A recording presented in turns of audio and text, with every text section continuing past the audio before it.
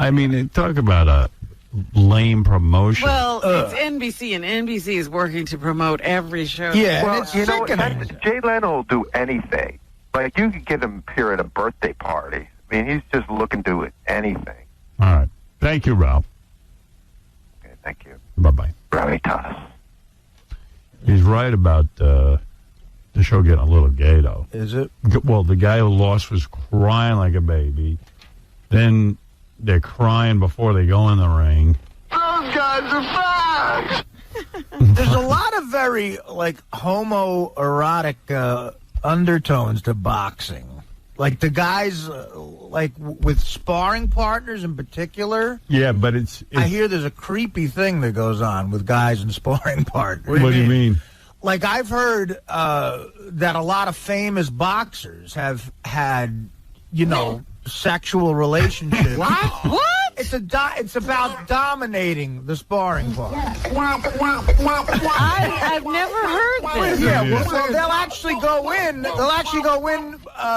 After they spar with a guy, go into the shower and, like, rape the guy. Oh, my goodness. How did you learn that? Nuts, Artie. No, I've heard this through boxing experts. You know what Wow. that's called, Artie? Boxing That's called rape. expert. It's good, no, but it's like because it's about dominating the sparring partner. Wait a second, so the sparring partner just doesn't report the rape because it's part of the game? Yeah, I think He gets paid. Yeah, you know, Don King walks in and gives him $100 or something. No, but I've heard that there's like a whole like domination thing that happens. Well, I'll tell you. Without mentioning any names that I've heard. No, you got to mention names when you tell a story like Yeah. I don't think so. But the show is still really good, and it's not doing well in the ratings, which is a mystery to me. But So it's one season that Yeah. we'll get out of it. I mean, the best I can tell you why it's not getting rated.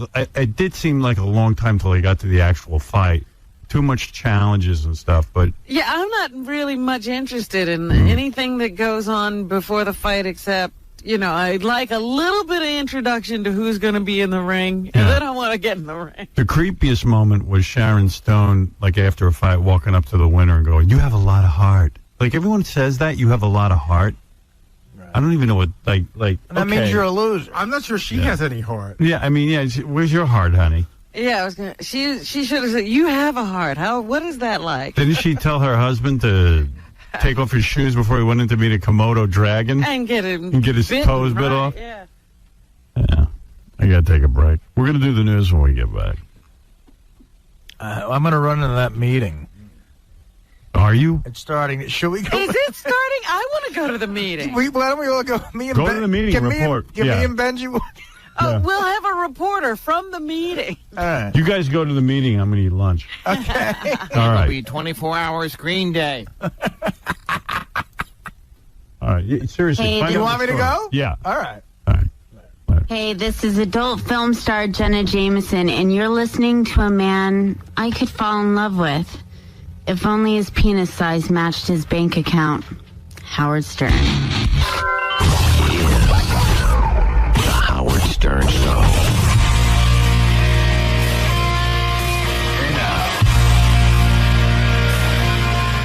Hey now. Hey now. Hey now. Hey now. Oh, yeah. Did you go to the meeting? Yeah, so I was just asked rather rudely to leave the meeting. Really? I was kicked out of the KROCK staff Why? meeting. I don't know, Tom. First of all, I got there exactly 9:15. Everybody's there, and Tom's doing this power thing where he's late. So there's a buffet. The first time I ever saw food up here, and I just started eating. And I was talking to Booker a little bit. Cabby's doing this whole thing already. Cabby's sitting at the head of the table, just yelling out non sequiturs. He's all excited. Yeah, he just keep, I'm getting Booker's slot. Right, I'm talking to Booker, I'm eating, and Cabby just goes, "Hey, anybody watch Desperate Housewives? Good show. I'm off my meds." Did he say he's off his meds? That's what he said. He said, "I love my meds today. They cost too much money. Who wants a bagel?" No. That could explain a lot. He gets really upset when other people are talking and not to him. Yeah. We were talking and he wasn't getting attention. He wasn't included. So finally, at 9:30, or a little before, about 2 minutes ago, Tom walks into the meeting and he goes, "Who invited you in here?" I said, "Well, from the show. I'm the representative from the Howard You're a member of the staff." Hey. He goes, "Get out of here." Meanwhile, I didn't put him up to it, but Benjy's on the phone inside a cabinet in the meeting. Yeah, Benjy's there. Yeah, but he's hidden in there. Benjy. Can you hear me? Yes, I hear you. Okay, I'm inside the cabinet. You're inside a cabinet in the meeting. Can you hear anything? Can you hear anything? I can hear everything. And I hear OJ. I think I'll flip the phone out for a second, okay? All right, put the phone out of the cabinet so that you can hear Tom in the meeting.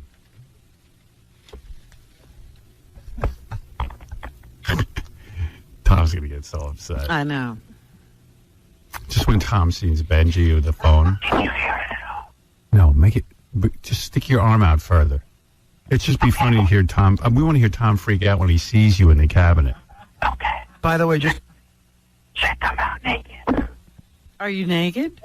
No. Uh-oh, they just discovered him.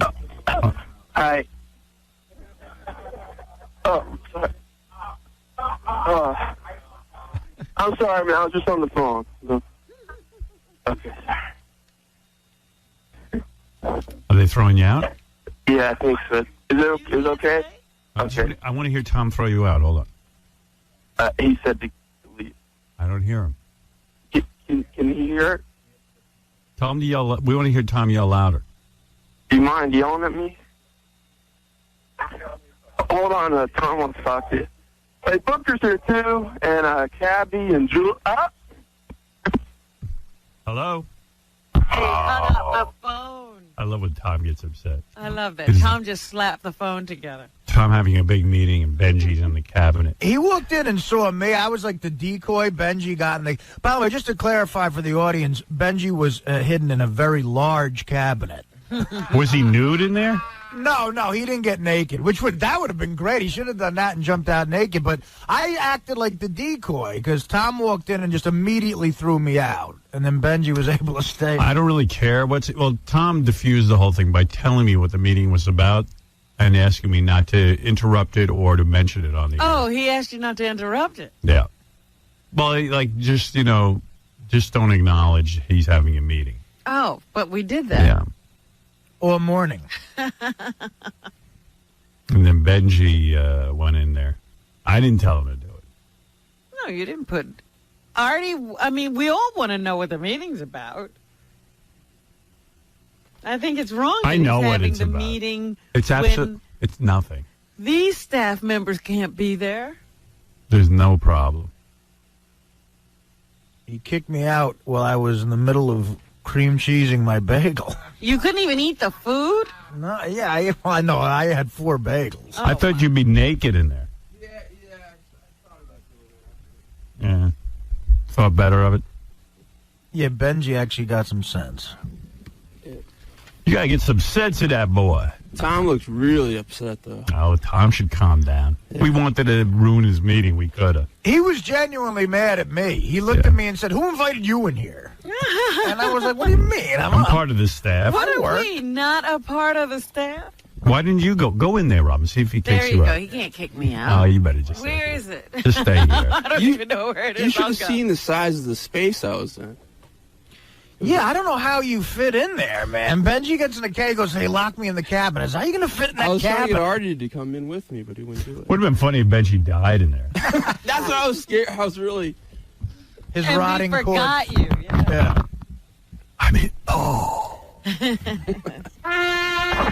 But Benjy, wasn't Cabby being being nuts and... Yeah, but I think this is actually really serious. Like, they're going to make more money and some people are going to be let go, something like that.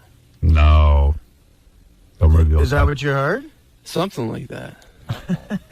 Well, yeah, any move they make would probably be for more money. Hey, Bong Hit Bill, you're on the air.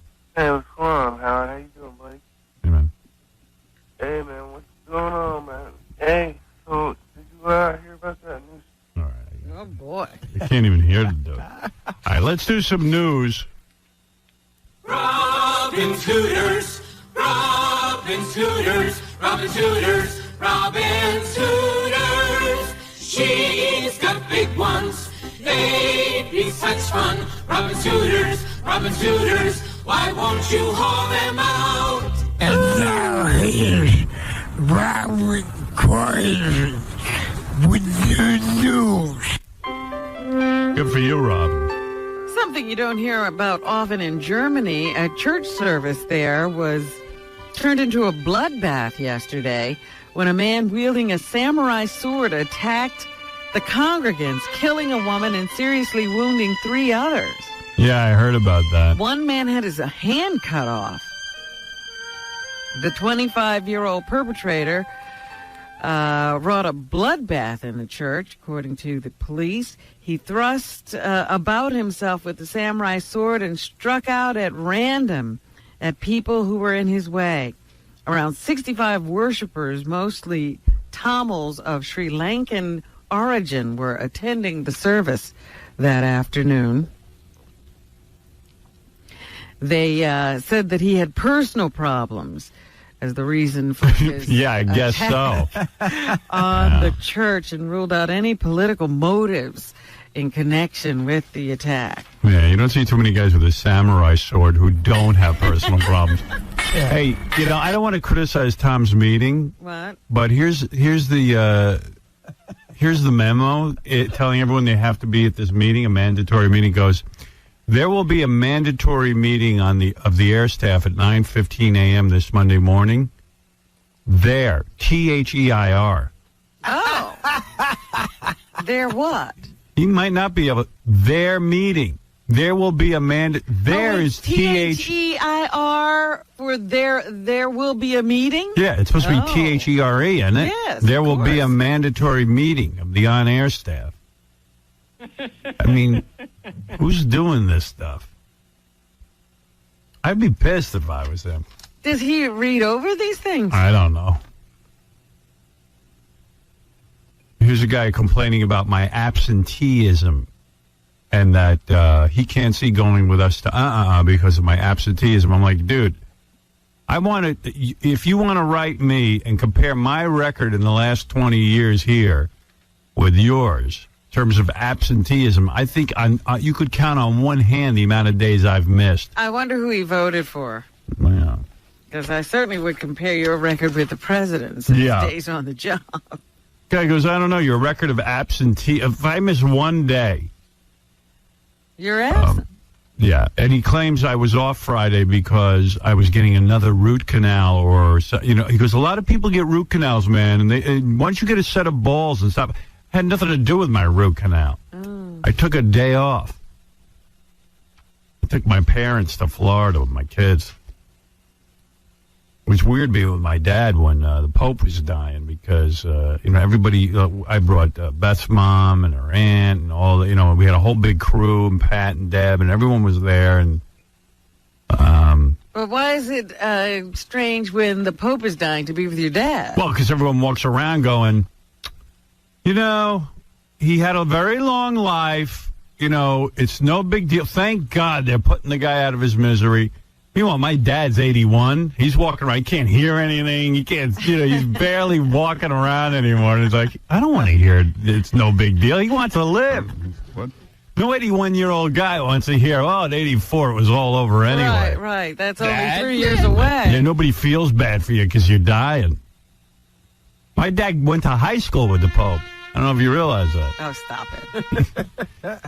He was an upper class. He was, they were a year apart.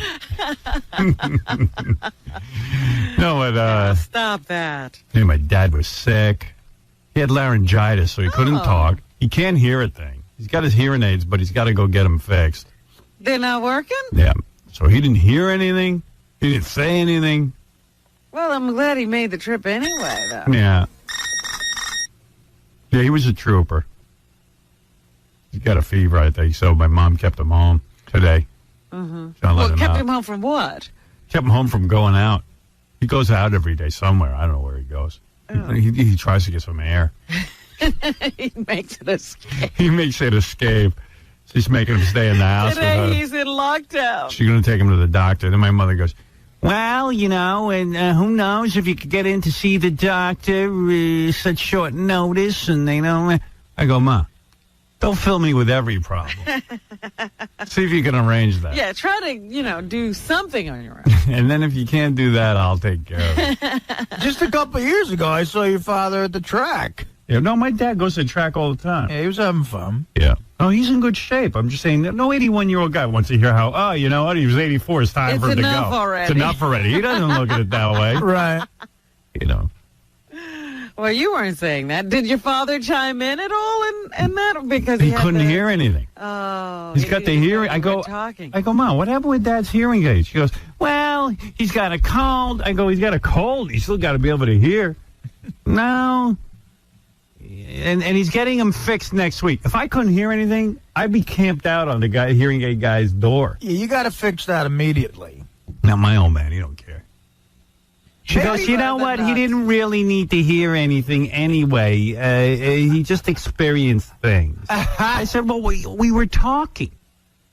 The kids and me and... Well, she decided you guys weren't going to say anything significant or of importance. My oldest daughter, Emily, claimed that my dad told her that he loved her, but I think she pushed him into it. Right.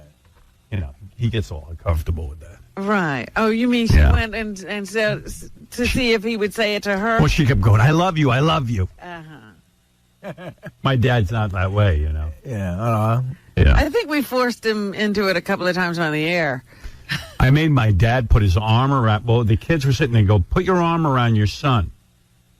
So I was like, uh-oh. The kid's doing shtick.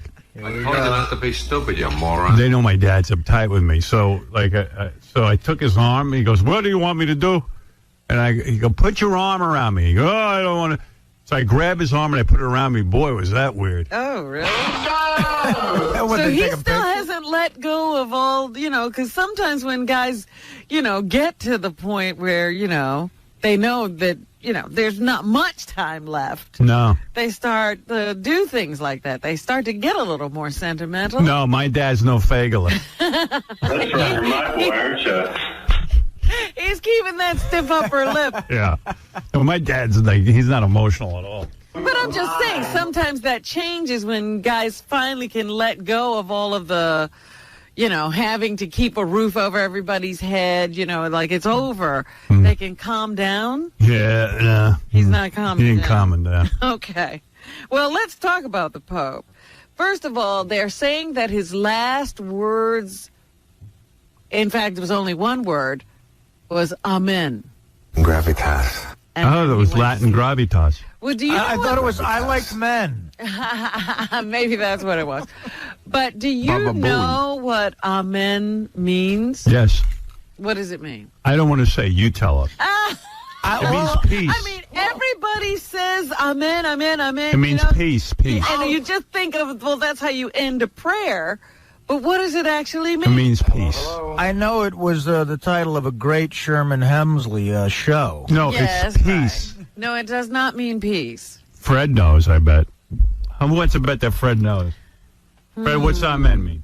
Today you're going to lose the bet. I don't know what amen means. Because I didn't know this either. As I was doing my It means again. preparation this morning, I was like, oh, It means wow. I'll drink to that. I never knew what that word meant. It means stop praying. In other words, I'll second that. I'll second that. Right? What's it mean? It's Latin for you can say that again. Gary might know because he went to school. No, I don't. It means amen. All men, no women. It means amen. Only men. Amen. boys. Wonderful. Boys, men, amen. Boys. That's Italian. You go, pasta. They're the men. That's what it's. Men. Man. Like he could almost be in heaven and was filled with men. Men. Doesn't it mean like I agreed? I'll second that. No, it means. So be it. Or something like that. May it be so. Oh. Make it so. Yeah. Make it so. Make it so. Like the captain of the Star Trek. Make it so. So that's what it means. Latin gravitas. Can I tell you another stupid fact I learned about the Pope this weekend? What? Yeah, Gary filled his head with Pope stuff. I couldn't get away from it. So you know that the guy that shot him, the Pope 2 years later forgave and went to visit him in jail and forgave him. Uh-huh. When the Pope had his appendectomy a couple of years ago, the guy sent him a get well card. It was funny. That's funny. Well, that's very nice. Yeah, thank you. I shocked you, but now that you've survived another time, get well soon. I'm glad you want me to live. Thanks for shooting me. Well, the Pope's funeral service has been set for Friday. Autumn. The Vatican official says the pontiff will be laid to rest at 10 a.m. Rome time. The official says cardinals agreed on the time and date for the funeral at a meeting held today. It's party time. That's right. President Bush and other world leaders are expected to attend the funeral. Meanwhile, Rome is preparing for as many as 2 million pilgrims to converge on the city to pay their respects. I'm coming up, so you better get this party started. Pink. And today, Yeah, she'll be there. The Pope's body is taking a trip. Where's he going? He will be transported from the Going to Scores. Apostolic Palace to St. Peter's Basilica. With those in nice Vatican shoes? City. Yes, he'll be in that same outfit. They say that, he has a mitre on his head, and his head is resting on 4 gold pillows. I said, I want to write down all the details, and I want to be put down the same way. Yeah. One of those gold pillows could feed Sri Lanka. Miter. And he has that long staff. Is that the one they hit him on the head with 3 times? Yeah. They hit him on the head 3 times to make sure he's dead, and then they break his papal ring. Yeah, break his seal. Yeah. When the Pope dies, did you know that Vatican time stops Yes, I do know that. until a new Pope is named? I might not know what amen means, but I know that. That little bit of information didn't escape you. Right. The enclave or conclave to elect a new pope will start in 15 to 20 days, with 117 cardinals from around the globe gathering in the Vatican Sistine Chapel to choose a successor. The world will know the transition has ended when the Dean of the College of Cardinals steps out onto the central balcony of St. Peter's Basilica to announce to the crowd in the square, Habemus Papam, which means we have a pope. Father Vince says I'm right, that amen means I agree. Right, Father Vince? Exactly. Who's... that's Jeff the drunk. You're not Father Vince. Sorry. Amen. Father drunk. I agree. Wait, there is a Father Vince. Are you there? Absolutely. Yes. And amen means I agree. I agree. Make it so. Make it so. Absolutely correct. May it be. La-di-da. La-di-da. Thank you, Father. No problem. Father Vince. Father Vince. We don't even know who Father Vince is. No problem. So anyway, let's remember the Pope. Okay. Where are my... I wanted the sausage. Thank you. That's... what? That's our tribute. What Richard Simmons remembers You're about a little the Pope. swollen. Hey, anyone want to hear Eric the Midget Wait laugh? a minute. Eric the Midget laugh. Yeah, while you're looking for that. Okay. Will called him up and told him jokes, and he did laugh. Oh, he did? Eric the Midget does laugh. Hello? Eric. Yeah? Hey, it's Will again. What's up? Hey, can I read you some jokes and just see if you like them or not? Yeah, go ahead. You know, it was so foggy at the Cubs game the other day, they couldn't even see who was beating them. The other day was Take Your Daughter to Work Day. The Cubs had a fun time. They played a little scrimmage against their daughters. Unfortunately, they lost 15-3. Well, it's time for the All-Star game again, or as the Cubs call it, fantasy baseball camp. What do Jose Offerman and Michael Jackson have in common? They both wear a glove for no apparent reason. Wow. Who's the most famous L.A. Dodger? O.J. Simpson. See, he likes Cubs jokes. Yeah, apparently he's a real, you can kill him with Cubs jokes. He's just so hot at a Phillies game because there's not a fan in the place. All right, buddy? I'll talk to you. Maybe it's baseball in general. He likes sports, Eric. Wow. All right, here are people remembering the Pope. Cardinal Egan of New York remembered the Pope yesterday. C3. He championed the poor as the Lord did. He proclaimed and brought peace as the Lord did. He defied the oppressor as the Lord did. He taught truth with courage as the Lord did. He prayed incessantly. He's got that Cousin Brucey echo chamber thing going. As the Lord did. You know, that's a good sound for me, too. Yeah. You're going to take that up? As the Lord did. And now he is dying. As the Lord did. He had a high score on Grand Theft Auto, as the Lord did. And Egan says people saw a lot of what the Lord did through the Pope. We are saddened by the years of pain that coming at you. Hello, love. Our beloved John Paul II. Hello, love. It's Cardinal Egan in the greatest city in the world. And endured. We are saddened by the loss of this image of Jesus Christ. I am who made it Egan. So much easier to understand the gospel. Because we 66 WNBC. I am Egan. God we lived. Yeah. You know, when you talk with the echo chamber thing, it sounds so much more important. It does. Today, my friends, we are gathered here today to honor our good friend, Fred Norris. Fred was a good man, an honest man. You see, I sound religious. Yeah. You sound like Harry Harrison. You take that away from me, I'm nobody. As the Lord did. As the Lord did. And I say, as the Lord. As the Lord did. See, it's much better. Yeah, I'm better with that. Prayed You know what? incessantly. Keep an echo chamber on me all the time.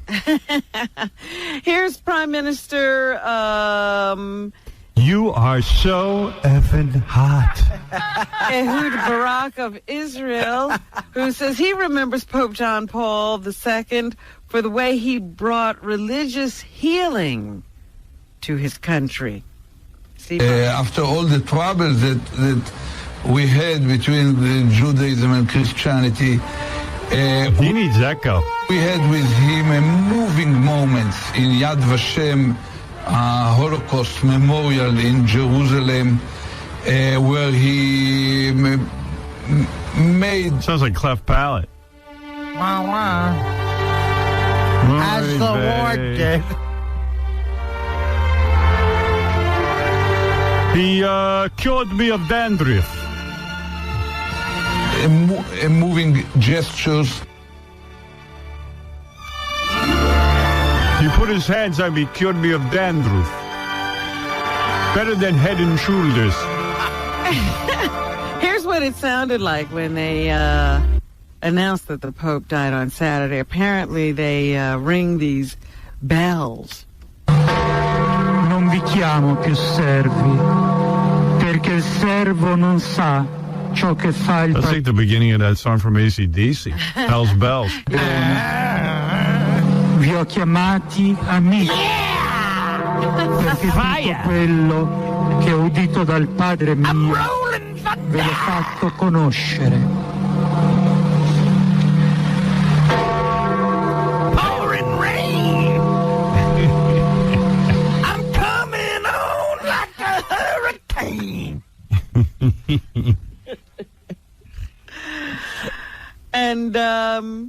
know, the Pope had a lot of admirers around the world. None in this room. I admire him. No, we do. We like. He was a class act. He had a playful streak as well. Here's somebody from Newsweek magazine talking about the Pope when... I like Hugh Hefner better than the Pope, but I like the Pope. Yeah, I mean, Hefner. When Hefner's dying, I'm going to go by his house. You're damn right. Look at the light. He says once as the Pope's plane flew over Honduras, it began to lose altitude and only began to pull up once treetops were in view. He says he didn't find out until later what it was all about. C1. It was the village of the Honduran president's family, and the Honduran president had asked the Pope to bless the village. And the Pope said, sure, when I'm overflying, I'll bless the village. So the Pope had his plane swoop down and scare everybody on board. They didn't know he was blessing the village. I'm blessing Thanks, Pope. the village. April Fool.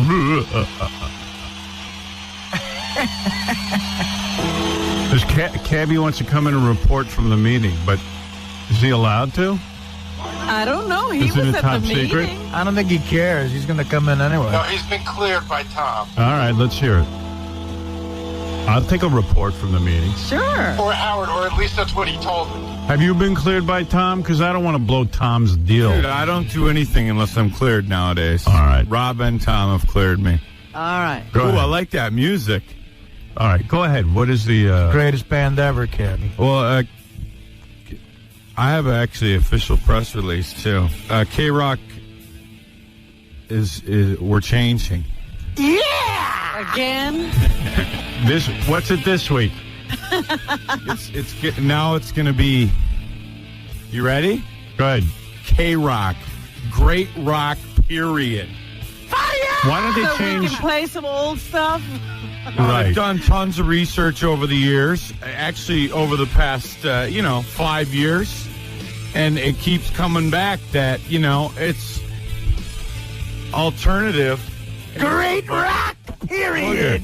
Booger. It's alternative to just in this market, man. In New York City, people have iPods. You're the spokesperson. What a great spokesperson. No, dude. New Jersey and Long Island, they love the hard stuff, the old stuff. The why do you think I've got in trouble for playing it? Because I know, Rain! I know. They're coming to Cabby. Like a hurricane! Yeah. How many times did Cabby interrupt the meeting and say he was going to get Booker's job? About 10 times.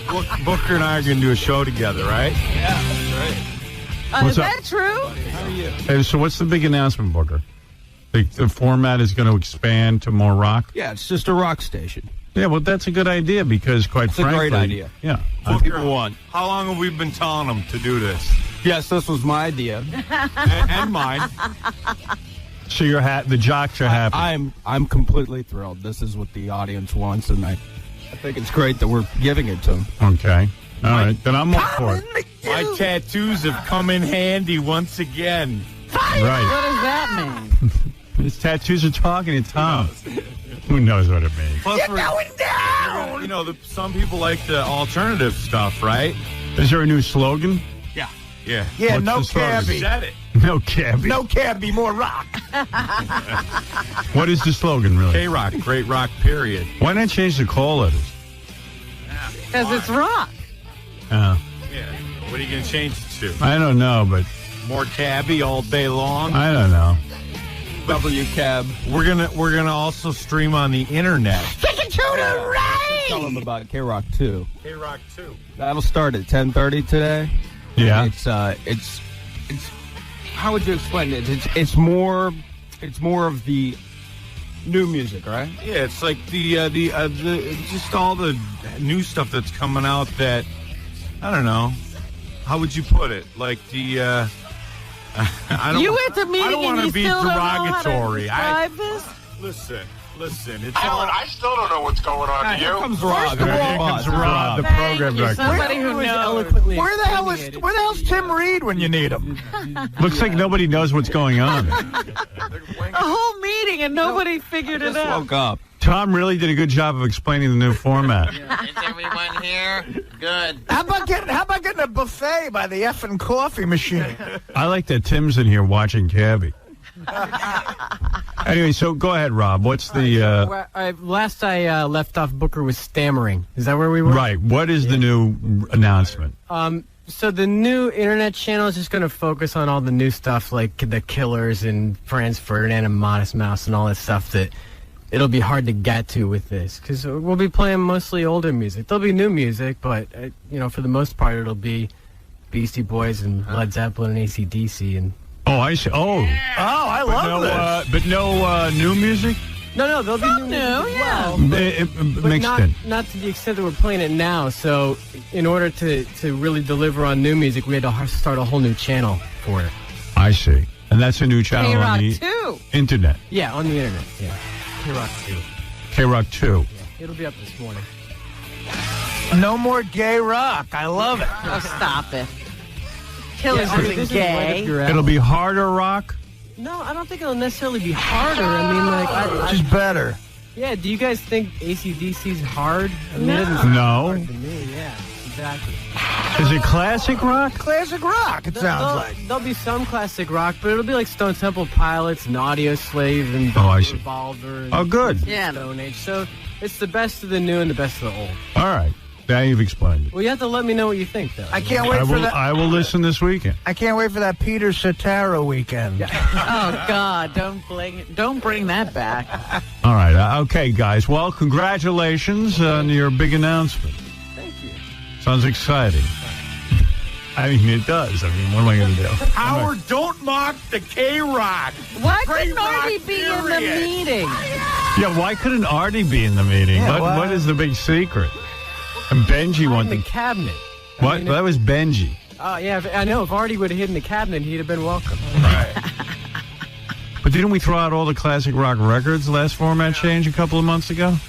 Now we got to. Now Tom's like, Yeah, he's got to go buy him again. who threw out the records? There's no need to have these around anymore. We don't need these CDs. We don't play them. That was a good move. Black Sabbath. We didn't start the fire.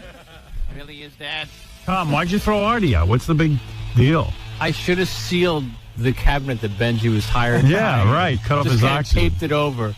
All right. Well, this is exciting, Robin. I know you're excited. Everyone's excited. Very for this excited. station. That sounds good. If you guys are happy, I'm happy. I actually, all joking aside, I think that's great. Yeah. It's Yeah, awesome. it'll be fun. Who's joking? I think we're all. I think I can sense a little sarcasm coming out of you. Me? What's the new slogan, Tom? Let's hear you say it.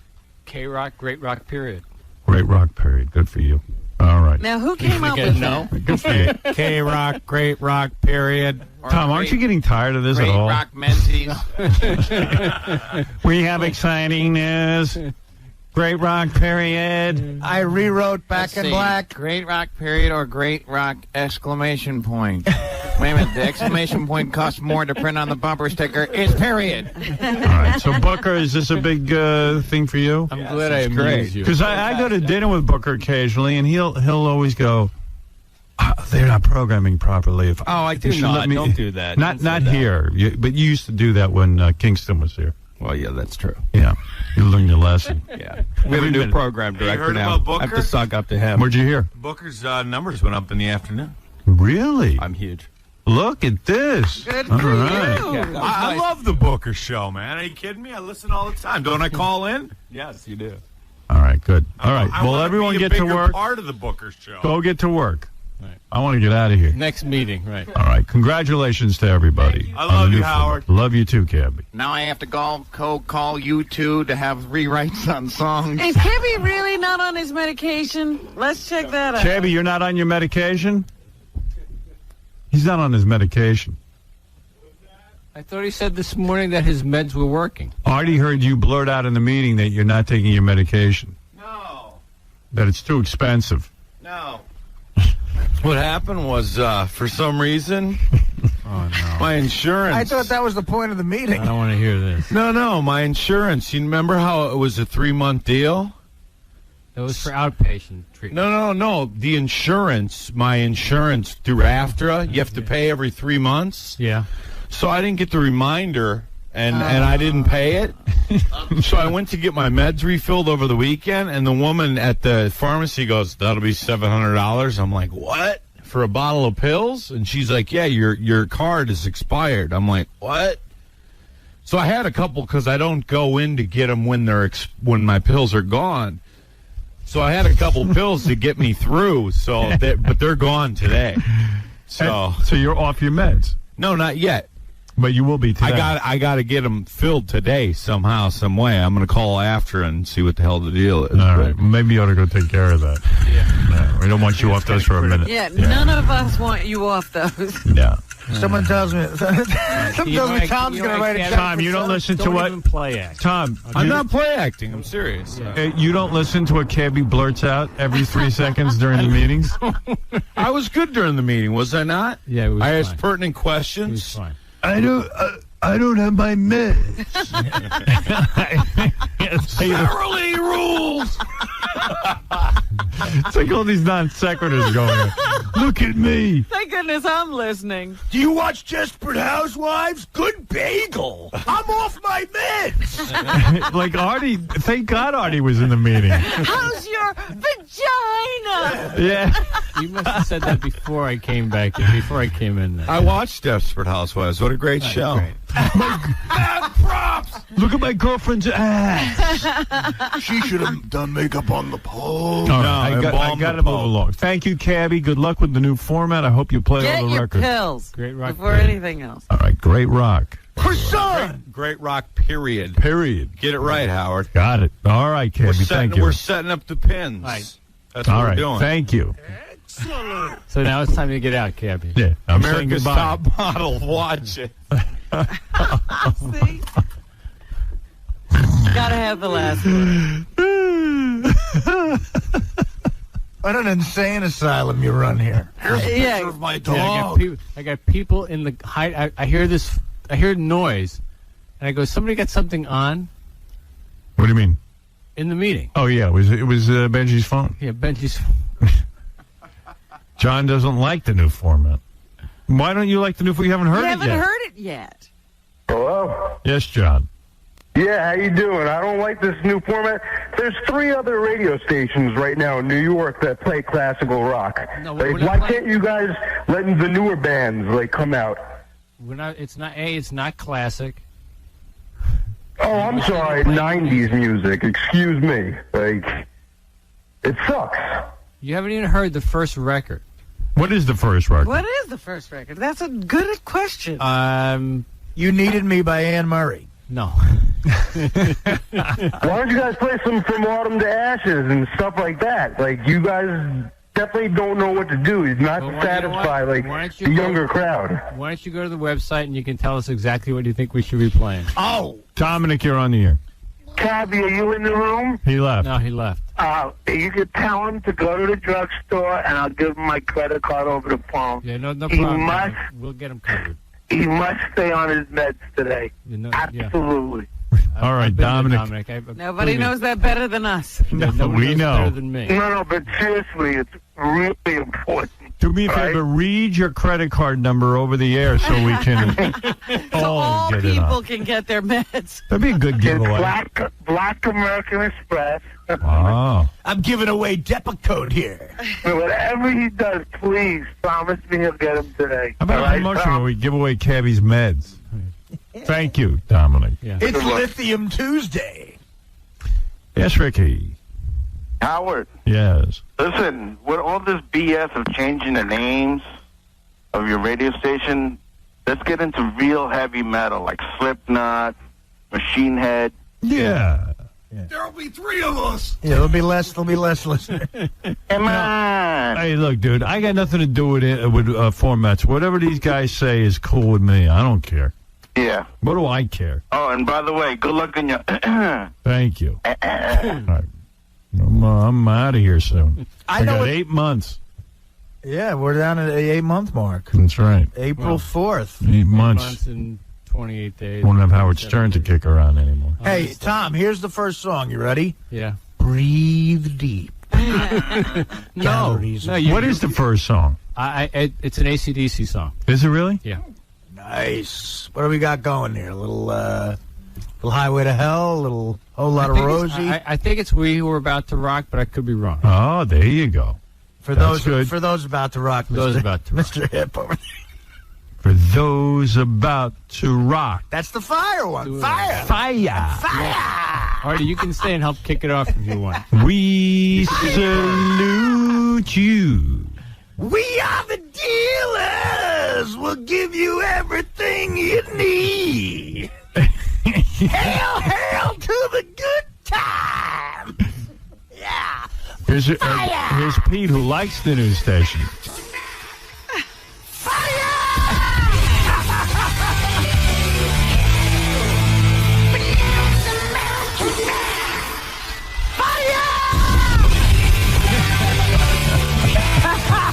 All right, Pete. Wait here, I stand corrected. What? I was wrong. That's the second song. The first song is Welcome to the Jungle. Oh, Welcome to the Jungle. That's a good. Or Ambrosia is the biggest part of me. Yes, Pete. No, Pete? Hello? Yeah, what's up? Oh, is this Bauer? Yes. They're, System of a Down, Audio Slave, Korn, 9 Inch Nails, Slipknot, bands like that. It's the new age, man, and it's happening, and they're great bands. I'm 40 years old, and I love these bands. So you're happy about the You'll new be very format. happy. Absolutely, and there's a new era going on, and this Yeah. Yeah, man, I'm down with that. Have you heard the new 9 Inch Nails? I'm down with the new era. no, but it's basically like I just want to take a nap. Have you heard the new 9 Inch Nails, though? I heard it on. So the new format is we're going from a rock station to a rock station? Yes. We're making an adjustment in the records. absolutely. Okay, all right, I got it. What? Who am I talking to? A good rock format, period. Period. Let's see the first. You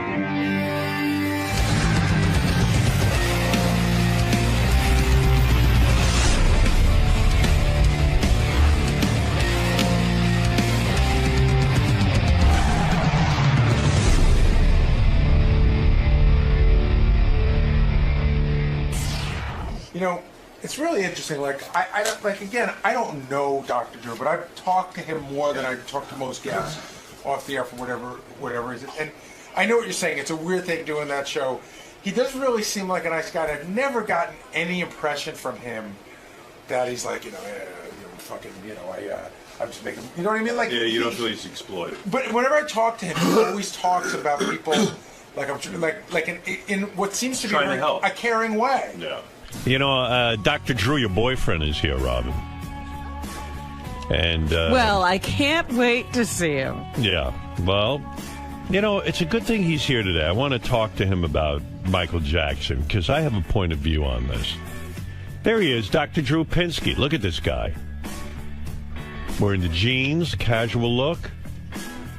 Very nice. You look good. Ready for my beating from Robin? Well, we'll get to that. I'm not going to beat you. Stop it. I'm looking at the front page of the paper. Actually, I didn't get a chance to talk about this today. Michael Jackson. He was a mess, addicted to medication. Tour bosses drove him to early grave. I was wondering what you thought of this lawsuit that the Jackson family is having against. I think the company's called AEG. AEG, yeah. Yeah. What do you think of that? Are they really responsible? He's the addict. Yeah, but the people like Michael Jackson are surrounded by people that allow them to progress in their illness to the point they die. Right. And it's an interesting question. To what extent are they responsible for that? Right? Because I have a great feeling about personal responsibility. Yeah. At the end of the day, Michael Jackson is a grown man. Yeah. And he decided he needed money because he had squandered a lot of money, and he had to go back on tour. He decided on AEG's offer. They put up a lot of cash for him to go out there. Yes, they demanded he go work for it. Yes. It's like, I was sick and I had to go work on America's Got Talent. What's that show called? Yeah, I didn't go to NBC and say, I'm sick, I can't do I showed up. They didn't have to go prescribe a doctor for me. Right. I take personal responsibility. I'm not a child. But you're not. You don't have mental illness. You know what I mean? These are really severe mental illness issues. I mean, he died of his mental illness. He died of addiction. And I agree with you. Listen, what I always say is people aren't responsible for their illness. They're responsible for their recovery. But can't the Jackson family take responsibility? But they couldn't get Michael Jackson under control. Why should AEG be able to? Listen, I'm not saying they should. It's just an interesting question. But, it's another piece of his story is 𝗵𝗵 𝗄𝗿𝗱. I'm sure you've spoken to him over the years. He saw the addiction, went to Michael. They were in Arizona, I think he said, as some sort of detox, nonsense. No, I mean, like cleansing nonsense, rather. Sorry, Robin, about that. Well, it's not nonsense. You're going to quote 𝗵𝗵 𝗄𝗿𝗱 now. But if the guy is seriously addicted to drugs, cleansing might be nice, but he does need psychological counseling. Colonics aren't going to do much for him. I'm just saying he needs. Well, colonics don't help mental illness either, right? Right. That's right. And 𝗄𝗿𝗱, who's 𝗄𝗿𝗱 is the real deal. He's a physician. He's worked practice for years. I used to read his research when I was a resident, strangely enough. But anyway, so he goes up to him and goes, this is an addiction problem. We got to do something about this. Michael, I'm really concerned about you. That was it. Last time we ever spoke to Michael Jackson. Oh, that was the end. Because when I met with Michael Jackson about a business thing, I brought up 𝗵𝗵 𝗄𝗿𝗱 because Michael was not even communicating with me in the meeting. He was just out of it. Yeah. And I go, I know 𝗵𝗵 𝗄𝗿𝗱. And he goes, 𝗵𝗵 is. And that was it. That was the whole conversation. Kind of weird. Yeah. So I never knew what the rift was there. So in other words, 𝗄𝗿𝗱 tried to say something to the guy. Tried to be responsible. He realized what was going on. I'm a physician. I'm going to help you. And that's it. You're out of the inner circle. And your point is that here's a guy who gently said, maybe you need some help. So how could AEG, is my point, if I'm a lawyer representing that company, I'm like, look, we wanted Michael Jackson to go out and do concerts. Did we ask him? We gave him money, and we want him out there. We want him doing it. It's up to Michael Jackson to handle his own addiction. And what you're going to see, I think, in this case is a lot of stuff going to come up. You're going to see the real story now because AEG is going to defend themselves. Right. And you're going to see I think the real gist is whether they did a good or bad job hiring the doctor. I think that's the crux of the thing. Is it a responsible doctor who was involved? And listen, I feel sorry for Conrad Murray. I don't think he got sucked into way over his head. I give a lecture. Do you really feel sorry listen, for him? I gave a lecture. I don't understand that. Well, here's the deal. I'm not saying it's wrong what they decided to do with him, but I feel sorry for him in that. I just gave a lecture at the USC Medical School on Monday, and at the end of my lecture, I put Conrad Murray's face on the screen and my PowerPoint. I said, don't go it alone. You're dealing with a complex mental health problem. Teams, never alone. You never go, we have a special relationship. I have a special ability. I'll take care of that guy. Death. That's disaster. Because here's what I understand about Conrad Murray. Yeah. That he was being paid $150,000 a month. It's unconscionable. It's an unbelievable amount of money. Yeah. And that he was giving Michael Jackson propofol, however it's said, propofol, which is anesthesia. Yeah, it's outrageous. Yeah, and so I would hold the doctor responsible because he should know not to do that. So why would you feel bad for him? I feel sorry he got sucked into this situation. He resisted all the way along, but kept going with it, assuming he'd be able to take care of it later. I understand how he got his ass on a sling like this. I feel bad. But as a doctor, would you ever, if a patient said to you, I want propofol? No, when I heard about that, you could have, telling me that a patient was getting propofol in his bed, when I heard that story, you might as well said a Martian landed out here on 6th Avenue. It's crazy. It's crazy. You're right. It's absolutely crazy. It's insanity. Right. And yet he'd been getting it for years. Unbelievable. It's unbelievable. That he could find doctors who are willing to give it to him. Unbelievable. Well, you're opening up a bigger thing, because... That's why I don't feel bad for Conrad Murray. No, I don't feel bad.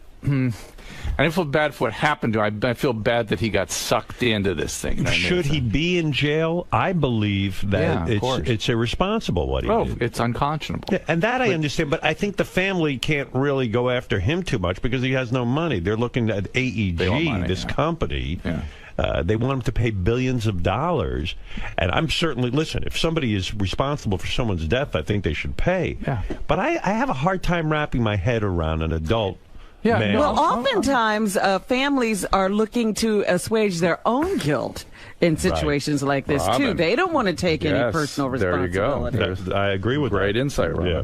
Now, let's get back to you, Doctor. Oh, don't try to butter me up. Listen, I just was feeling so great with how long I've gotten without being beaten up by you, Robin. I'm feeling pretty good about this. You're sorry you ever evaluated Robin as a narcissist, a 34. She received the highest score ever in the history of your exam. Correct. I think there was one. I think there was one higher one. No. You said I was the highest. No. My co-author. I resent that. What you discovered in your research was that Robin was not only the biggest narcissist on our show, but the biggest narcissist that you found in any celebrity. Get out of here. Yeah. She was the worst case of any narcissism you'd ever seen. I'd believe that. I don't know about worst case, but she is the winner. The co-author, who's actually the guy that gave you the test and appeared on the show, if you remember this, he's a professor at SC Business School. And he told me the other day he administered somebody else got a higher score. I forget who it was, but you no longer hold the honor. I'm sorry, Robin. I won't publish. I won't tell anybody. Right. But you're sorry you ever even started in with her. Absolutely. Because, Robin, and you say that Robin has been a big critic of yours. Yeah. She gave it to you pretty good after the death of Mindy McCready. She came out on the air and I couldn't believe listen. I couldn't listen to it. You couldn't. You were upset. Yeah. But I don't know. I have had a problem from day one with the show. It is not about the deaths of these people necessarily. It just adds to it. I've had a problem from the very beginning. And you just made my argument when you said a lot of this has to do with mental illness. Well, and this is the interesting thing. I thought about that when I was thinking about coming up here. And I think Robin thinks I invented the show. And I didn't say you invented but listen, the show. but you're participating in the show. No, I did and participate. You are a doctor. Yep. I don't feel that way so much. I mean, I'm torn in a way. Sometimes I feel like, well, addiction and recovery shouldn't be on TV. And then sometimes I think, well, if it's on TV and people watch it, maybe they'd be less threatened and go and get help. Yes. And now that, why? But Robin, listen, why can we have shows about, listen, I spend my whole life. I don't like any of them. I'm trying to reduce stigma about mental illness. Why? And listen, why do the constant refrain is, why do we treat illnesses below the neck different than those above the neck? Why do brain illnesses different? They shouldn't be. So we have shows about surgery and emergency rooms and everything else. But, no, mental illness, we can't do that. We cannot do that. That sustains the stigma. Now, if people don't want to do it, fine. I totally get that. But when people sign believe up to do you're reducing the stigma? Robin, when I was running a treatment center, we would have people come in all the time. I mean, really almost every day. And we didn't advertise where we had our center. But people would come in not knowing it was us. It was the same as a TV show. And they would come and they go, I watched this TV show and I could no longer, I saw this patient. I thought, that's me. I can't deny this anymore. I've got to come in and get treatment. And they would do that. And that to me is, oh my God, that's why we did this. But you got slammed after Mindy McCready committed suicide. Yeah. And your defense was, hey, look, I treated her.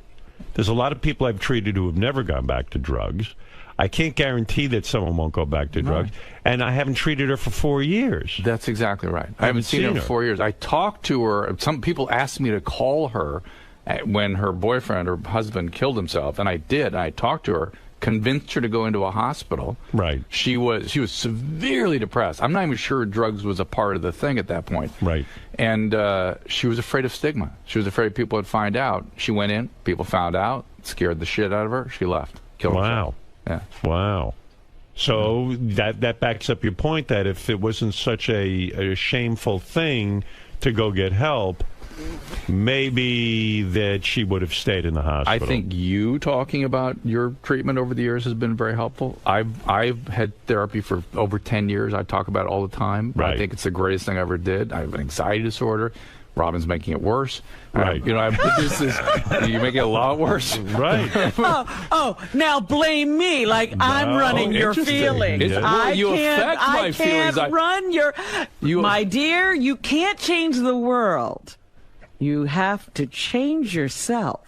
Well, what do you think of that, Dr. Drew? I work on that, but I'd also like to make a difference in the... And that's Robin's music.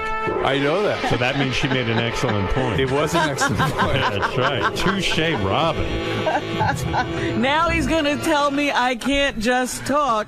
I've got to worry about his feelings. Well, here's what we have. Did he worry about mine with his stupid test? Listen, I didn't. You're Robin, again, this is why she's so great. Yeah. I don't argue with Robin. I didn't take a beat and think about it because you'd discussed it here on the air, and I assume, and by the way, it was my partner. I'll take responsibility. My name's on the thing. Right.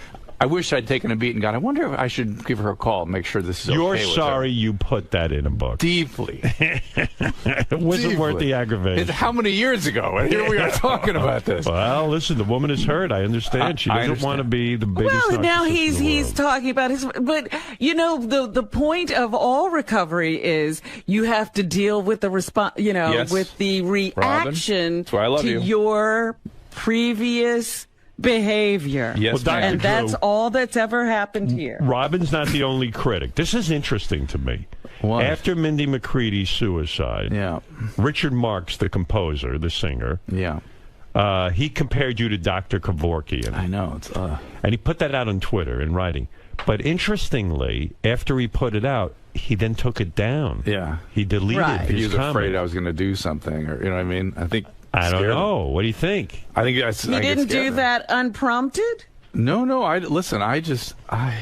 hate Twitter. I hate all that stuff. It feels, you can't imagine how it feels when you go when you're out there trying to help people, and you take. I know I'm taking risk with my profession and my sort of how I'm perceived by people. I understand that, but I think it's worth the risk.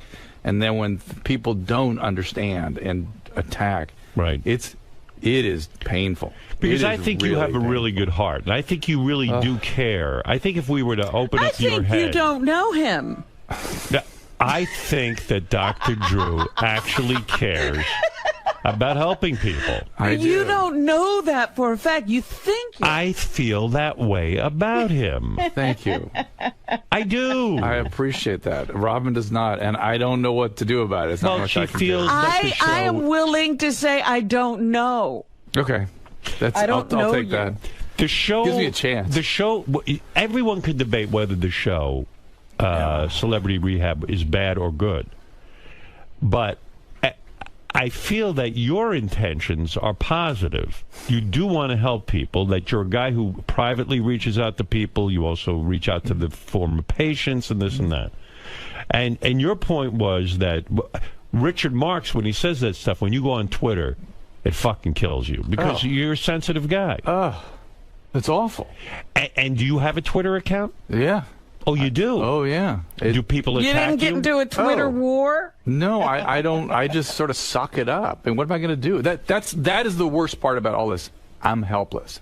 Anything I say just keeps it going. Right. Because it doesn't change anybody's idea. I can't change Robin. I've been talking to her for years. So you don't like the controversy? No. No. In a way, the controversy will fuel other projects and things. Oh, I don't think so. No. You'd rather just be hailed as a good guy. I'd rather just do. Yeah. I listen.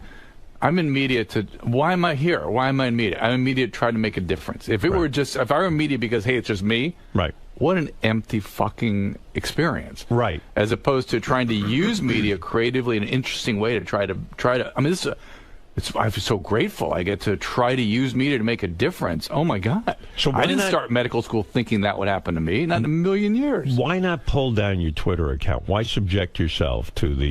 I have 3 million Twitter followers. 3 million? Yeah. That's a tremendous amount of followers. It's crazy. So to pull it down would be weird. Be like, but it might be an empowering thing to do. I think I would need a little more year of therapy to do that properly. And a lot of people attack you on this. Oh, now, yeah. You have said that the biggest secret about Twitter is that all celebrities, maybe not even just celebrities, everyone is getting violently attacked on this thing. Well, not only that, I think that people worry about video games. You know, I have kids. My kids are 20. I have triplets. They're 20. Right. And they play video games. Two of them were boys. And I never worried about them, screwing around with cartoons. Right. But when they act out on a person through social media and feel entitled to say whatever the F they want. Right. Are you kidding? That's violent. And no sense of any, consequence or... Notice I'm trying to get through to Robin about this right now. This is hurting me. Right. I have never tweeted about you. No, thank you for that. I appreciate that, too. But you just slam them on the radio. I say it right here. I wish I didn't have so much admiration and respect for Robin. Then it wouldn't hurt quite so much. Right. Is there any? How could you convince Robin to come over to your team and really? I don't know. I don't think it's possible. Maybe not. Robin, right? Am I right? Look, again, there are, at times Gary has come in here and says Robin hates Dr. Drew, and that is not the case at all. I'd almost rather that than the misunderstood thinking I'm a bad person. That's the worst. I don't think you're a bad person. You're putting words in my mouth. I have said I don't know you. But what do you think? You just think the show is bad. On the face of it, my feeling about the responsibilities of people in the medical profession. Yeah. I was just going to have that conversation with you because you were a nurse, right? Yes. And were you RN or LVN? What was your... RN. So how dare you? And I don't know. She was a major in the Air Force. No, and she's right. That's a huge difference. I mean, RN really shoulders the responsibilities. They absolutely do. And so this is something she feels deeply, and probably other physicians feel that way too. We shouldn't be in the media. But if we don't go, not that you shouldn't be in the media. Again, I question asking people who are in the conditions that the people you're treating are in for their permission to be filmed on a show while they're undergoing treatment. In other words, Robin, you're saying Jeff Conaway, for example, who is now deceased. I've had him on the show. Jeff Conaway, who is a great radio guest, great on your show. Great guy. But he was out of his fucking mind. I mean, he was dying. He was dying and all this. You're saying that perhaps if you hadn't put him on the show, no, I don't say that at all. I say that he's not capable of making a responsible decision about what this is going to do to him, and he's not capable. He's looking at it, a lot of people are looking at it as career advancement. And so, but you're raising an interesting point is, can anybody with addiction render consent for anything?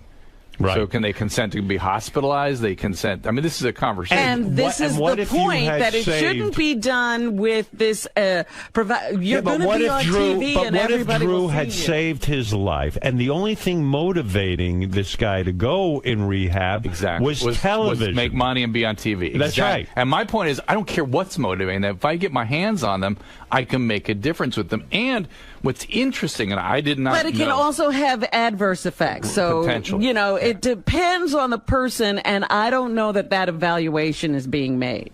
And the other thing is, pretty much all the patients we treated felt like it was an important experience for them, like a good experience. They didn't realize, I didn't know that was going to happen. In other words, all the deaths are always pointed out, and not the people who succeed. Like Heidi Fleiss said, she came out and said, hey, Dr. Drew's great. He really helped me with my addiction problem. Yeah. I'm trying to think. Sizemore was on our show the other day. Claims he's clean and sober. Yeah, and he got sober in celebrity rehab. I mean, who the hell knew? But here's the thing: like Rodney King dies of a cardiac condition. Right. That's why he died. He had a heart problem. Right. I got blamed for that. You did? Yeah. People want to blame me for Rodney. Well, people did say he was another, celebrity rehab. Yeah. But Mindy patient who has died. suicide. Yeah. I get blamed for that. Right. I haven't seen any of these people in years. Right. I mean, and I'm kind of like a chest surgeon that goes in with very serious illness and does my surgery, and then I hand them back to their usual doctor. And you take a guy like Steven Adler. I think he's been pretty good. Adler's been great. A lot of them have been really good, really good. A lot of them have improved. Yeah, and they were not interested in treatment when we got them. They wanted to be on TV or make money. That's why they went, and that doesn't bother me. Right. Once I can get them, I can make a difference. Well, that's my only argument. I think that is questionable. But okay. Well, that's it. You never can resolve that. But, look, there's now season 6 of Celebrity Rehab was not a celebrity. It was just rehab. Regular people. We treated and I always tell CBH1 they should take a bow. They spent about $300,000 in aftercare on this group. Just in treating them for a year, there's still, some of them are still in treatment. It was a year later. We're still working with. Was the show as successful without celebrities? Not at all. No way. Not at all. You gotta Did you see it? Did you watch it? No, I didn't watch it. I didn't know anything about it. And it was intense. I mean, it was a rough group. Right. But people don't seem to have that Schadenfreude. They want a celebrity. Yeah. The guy you lost that I knew. So all of it's bad. It's bad why people are watching. It's bad, why people are signing up. It's a crazy. I don't think Robin's ever seen it. The guy. Has she? I think she has. I watched the first couple of episodes, and that's when I knew I can't watch this. Alice in Chains guy. That guy I knew there was no way he was going to be saved. I couldn't. He was just way gone. Listen. This is a bigger conversation, too, which is all my patients die of prescription drug overdose. They don't die of heroin overdose. They don't die of coke. They die of prescription drugs. That's pretty much all what happens. And so Mike, we got him sober. We were working with him. He was doing great. He was he had sobriety, 9 months of sobriety. I mean, a miracle. The guy had been using his entire life. Right. All of a sudden, he calls Bob Forrest, the hat, one day. Yeah. And he goes, I'm moving to Utah. We're like, but Mike, please, no, that doesn't feel right to us. We live in the guys at Circle Lodge, a halfway house. I'm right nearby. It's just a new band. It's no big deal. I'll call you guys all the time. He goes. He's not there a month before I get a call from him going, I'm having back pain. I go, Mike, whatever you do, please, dear God, don't see a doctor. Right. You know what's going to happen. They're going to give you medication. 2 weeks later, he's dead. Dead. And with the pills at his bedside. Wow. I didn't realize that's what usually does everyone in. Jeff Conway, same thing. More prescription surgeries, meds. That's what people die of. He was addicted to surgery. Oh, yeah. Well, the surgery would get him the meds. Right. And that's a common thing. So he kept saying, my back, and he'd have surgery. And when I took him off all the meds, he had no pain. I don't know if you remember that. He actually tap danced and stuff. And then he was like, wait, the doctor said I have to have. It's like, Jeff, please try something different. He was an addict. He wasn't changing. Yeah. He wasn't changing. Yeah, but Dr. Drew is also pointing out another huge problem. Go ahead. Thank you, Robin. What is that? And it's his profession. Oh, thank you. Jesus. No, she's right. She's right. As an RN, she is absolutely right. She sees it. That medical doctors are too quick to prescribe. Listen, there was a headline, and it was some sort of throwaway sort of newspaper for doctors, and it says, opioids, no evidence that opioids effective for chronic pain. Right. Zero evidence that they're doing anything. That's right. And I'm telling you, just perpetuates the pain. Next line is, so we have to monitor the patients better. That makes no it's sense. not going to help them. Forget not using the medicine. Yeah. We have to keep giving it, just use it a little differently. Right. So it's really I think why I'm kind of pulling away from the field a little bit. It's too painful. It's too difficult. Well, what are you doing now? You got this show on HLN. Now officially, I think for the last year, TV. Officially, I practice general internal medicine there 2 a week, and I have all my patients I've seen for 20 years. Right. But I'm pulling away from the mental health stuff a little bit. You are? Why? Because you just fed up? I think I did it for 20 years, and that's enough. And you think like Robin attacking me, I feel sort of beaten down. I too attacked much. the show. I feel beaten down. Yeah, it's too much. So you're getting out of the addiction business for the moment. I still get tons of calls and refer and try to help people and stuff, but I'm not doing it. One of the people that called you was Amy. Winehouse? Amy Winehouse. Didn't she reach out to you? No, there were people kind of orbiting around getting near me, but I didn't actually talk to her. Oh, you never spoke to her. But she was, that's another. It was clearly going to die. And died on Librium. Again, pills. Did Lindsay Lohan contact you and you said, I'm not the doctor to help her? Somebody contacted me and wanted to help out with an intervention. And I said, look, if I walk in the door, she's going to run out the other side. I'm not the guy for that. Yeah, you know why you're here. Yeah, I'm not the guy for that. But I gave them some advice what I thought they should do and stuff. And it's kind of moving in the right direction. Yeah. Well, she's being court ordered. I think tomorrow or Thursday or something. She's going to treatment. She's going to treatment. Yeah. Good. I mean, and I've read the sort of the court order, and it is that she has to spend at least 6 months and can only be released by the medical director, and they're not going to release her in 6 months. No way. So the reason that you wouldn't have been good to help her is because you were on television, and she would have just run away from you. She's another one like Robin that takes aim at me and thinks I'm like trying to hurt her or something. She's like me? Well, oh my goodness. Is she a 34? If you ever think of rekindling our relationship, you got to be careful what you say. I really misstep with Robin every damn time. I can't get it right. I'm like Lindsay Lohan. I can't. I think he means you're too attractive. That's what I meant.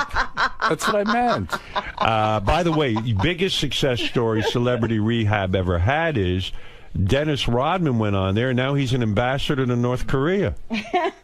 I mean, look at him. He's soaring to new heights. Wow. What do you make of that? I don't know what to make of that. That scares Should he me. be in North Korea? No. Was it ever determined if he was an addict? He never admitted to any kind of addiction, did he? Well, at the end he did. Well, if you remember, this is the part. There's so many things that were very vivid for me that the world didn't kind of pick up on. I scanned his brain. We did SPECT scans on his head. Yeah. And it showed alcohol damage, like severe alcohol damage. And he had this very strange thing where his temporal lobes weren't functioning and his frontal lobes were hyper-functioning. Wow. The psychiatrist and I had never seen anything like this before. So he can focus on one thing like a maniac, right? But he can't sort of process the nuances of what's going on emotionally with people. Isn't that interesting? I see. Yeah. So he could and just think, he and the leader of Korea, I know, North Korea, hit it off. They may have the similar profile. Well, so I guess that's what Robin's whole theory on the show is, that look at this stuff that you discovered medically about Dennis Rodman, and then it's out there for the whole world to see. Probably he doesn't realize that could be damaging to him. No, it wouldn't be damaging. Maybe you should be like, wow, that's why that guy can focus on one thing like rebounding. God bless him. And also, he used to read like a maniac and stuff, and he's monomaniacal focus. Right. But also why you shouldn't expect him to really sort of work in group therapy. Right. Because he can't pick up on the nuances of what's going on in the room. Because he said he had no addiction problem. Well, he never really... No, he copped to it by the end. He did at the end. He promised... His really interesting thing with Dennis, he said, you and I will have a relationship, but you're going to have to fight for it. It's like Robin. I have to fight for it. Yeah. Now I'm like Dennis Rodman with temporal lobe problem. And Lindsay Lohan. You're way vastly superior. Right. But and Lobo, he and I had a relationship by the end. We really did. I have great affection for him. What's funny about him is that he said to you, "I'm not going to stop drinking." Well, a lot of people do. Listen. People want to cast me also, in addition to beating me up for things I try to do. They want me to be the man, like I'm like I care if people smoke pot or something. I don't give a shit. I hope people enjoy themselves. Right. I'm here for people that can't stop and want help. That's it. The person I never understood on the show was this 𝗦𝗁𝗄𝗏𝗏, because and she was the girl who Tiger Woods. She was and she survived, or she had lost a loved one at 9/11. The reason I didn't understand why she was on Celebrity Rehab.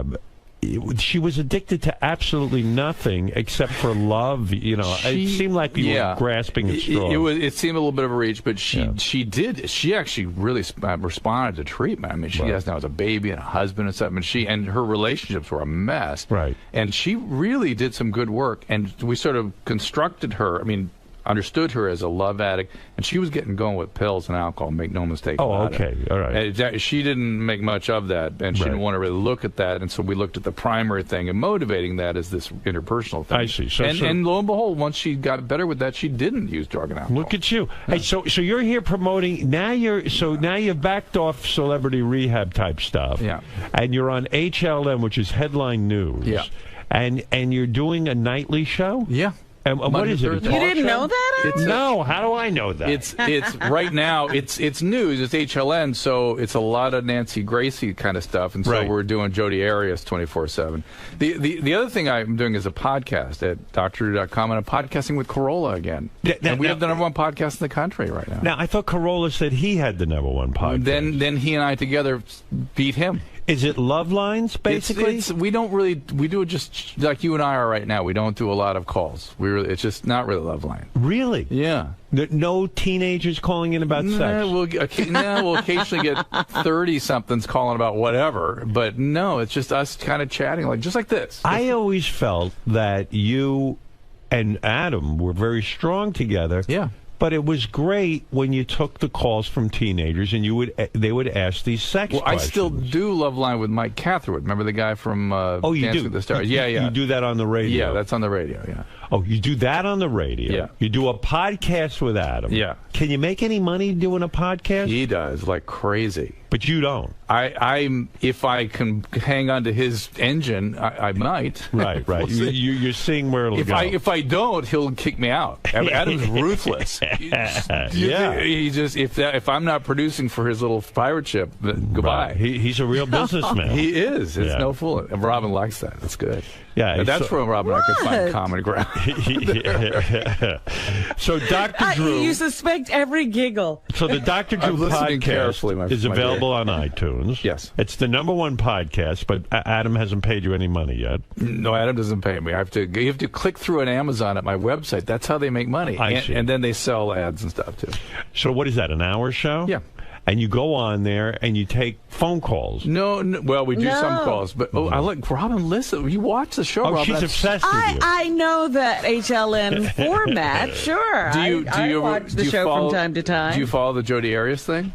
No. I thought you'd be into that because it's what's crazy thing happened to me. Yeah. I was somebody gave me courtside tickets at the Laker game, and it was a Raptor game, and it was a terrible cantankerous game. And the Lakers were still fighting to get in the playoffs, and there was like 4 seconds left in the game. It was overtime, and Kobe Bryant walks over me and gives me this, like a head nod. Yeah, and I'm like, geez, there's 3 seconds left in the game, and I like, who are you talking to? He kind of walks over, he goes, we need to chit-chat about Jodi Arias. Oh, really? And he called me the next day. Wow. And he was real interested in this case.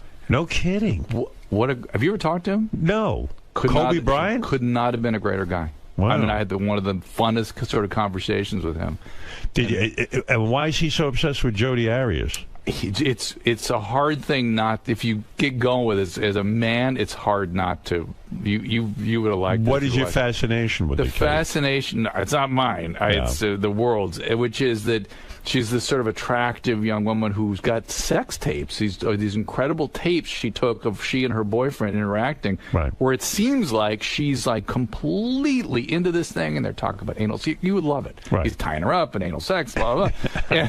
and now she's going, he was abusing me. Right. I didn't want to do any of that. It demeaned me. It was terrible. So you believe based on these tapes that she was a willing participant in their relationship. Oh, yeah, very clearly. And that perhaps she's really guilty.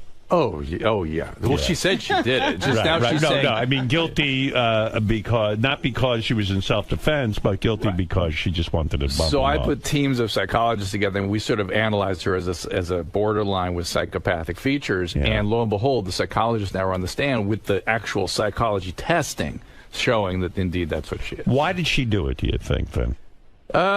Because she was using, it was interesting, she was using sex the way a man uses violence to control and manipulate her boyfriend. And when that didn't work, when he really was going to leave, then she resorted to violence. So America is so fascinated with this because she's a hot chick. Yeah. If this was an ugly chick, we wouldn't care. And the sex tapes. Right. Sex tapes, hot chick, all that. Yeah, there's a lot of sex in it. As guys, why are we so interested? Because we believe maybe we could have gotten her? Well, not just gotten her, but it's like, oh my God, you mean it seemed like she was so into it? You mean I could be with somebody who thinks like who seems to be more into it than me? And then accuses me of abusing her. Yeah.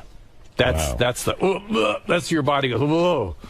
Now, who do we think? Well, actually, the guys are thinking, maybe I could get out before that turn where now she won't let me go. Robin, you're diabolical, you see. That's why you think I'm bad. You think that way. Why does Lisa Lampanelli credit you with her weight loss? She says you were her inspiration for losing weight. Why is that? Did you meet with her? Never. I've talked to her many, many times. Right. I don't know. Who do we think will die next from celebrity rehab? Dear. That's the big question. Who do we think's going to be checking out next? Because I'm in a pool and I want to win. Now, see, even I think that's an unfair question for Drew. It's the Dr. Drew celebrity death pool. It's a fatal illness. These were advanced addict. There could well be another. There could well be. Let's go through the list. And let's pick who's going to go. Well, is there going to be another celebrity rehab? No. No, he's out. I'm not doing it anymore. I think he's had it. Has VH1 said to you, come on, do it? No. I mean, if there was a group that, it's so bizarre. Again, I get people like Twitter me like, why aren't you taking care of 𝗻𝗄? Why aren't you taking care of Amanda Bynes? I don't know these people. I've never met. I have no. They've got to come Isn't that your job to take care of all celebrities? Right. I have no idea how I would even ever get in touch with, or why they would ever.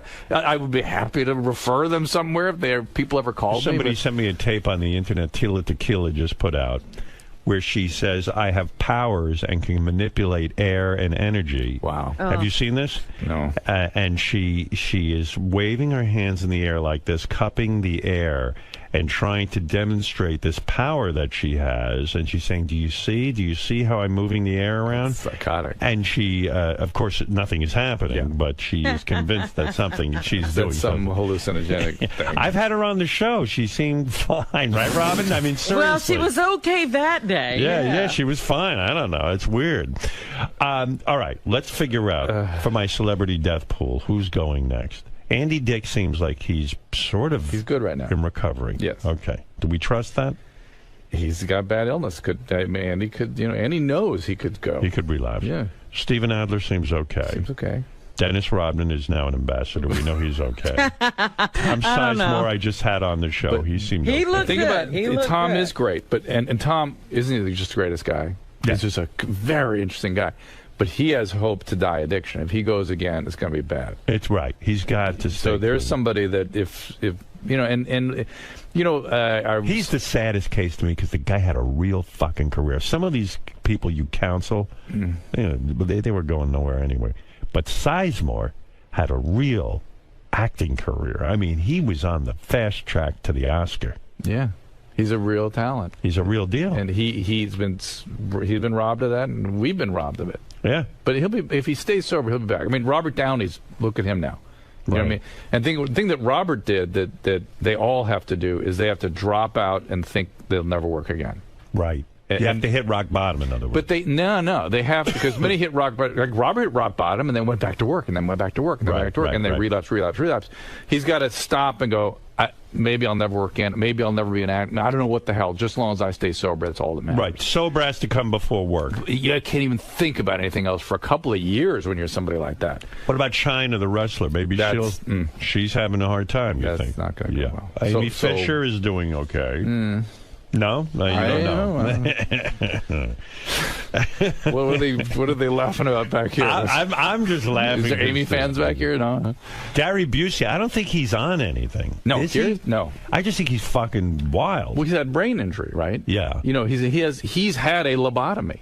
He has? Yes. He crushed the I think it was the right frontal lobe. From his motorcycle accident. Yeah, and he woke up saying, I don't want to use anymore. They used to treat addiction with lobotomies. Right. So it diminishes the drive to use. So after the motorcycle. So he's cured. He's cured. The motorcycle accident cured him of addiction. And that's why all the impulsivity and stuff, he doesn't have that part of his brain function where he can sort of see. And that's what we worked on with him, is trying to get him to see how other people are perceiving his behaviors. Yeah. And he was shocked. He was surprised. But he is now now a staple on these reality shows because he's so interesting. He's so interesting. Let's put it that way. That's so true.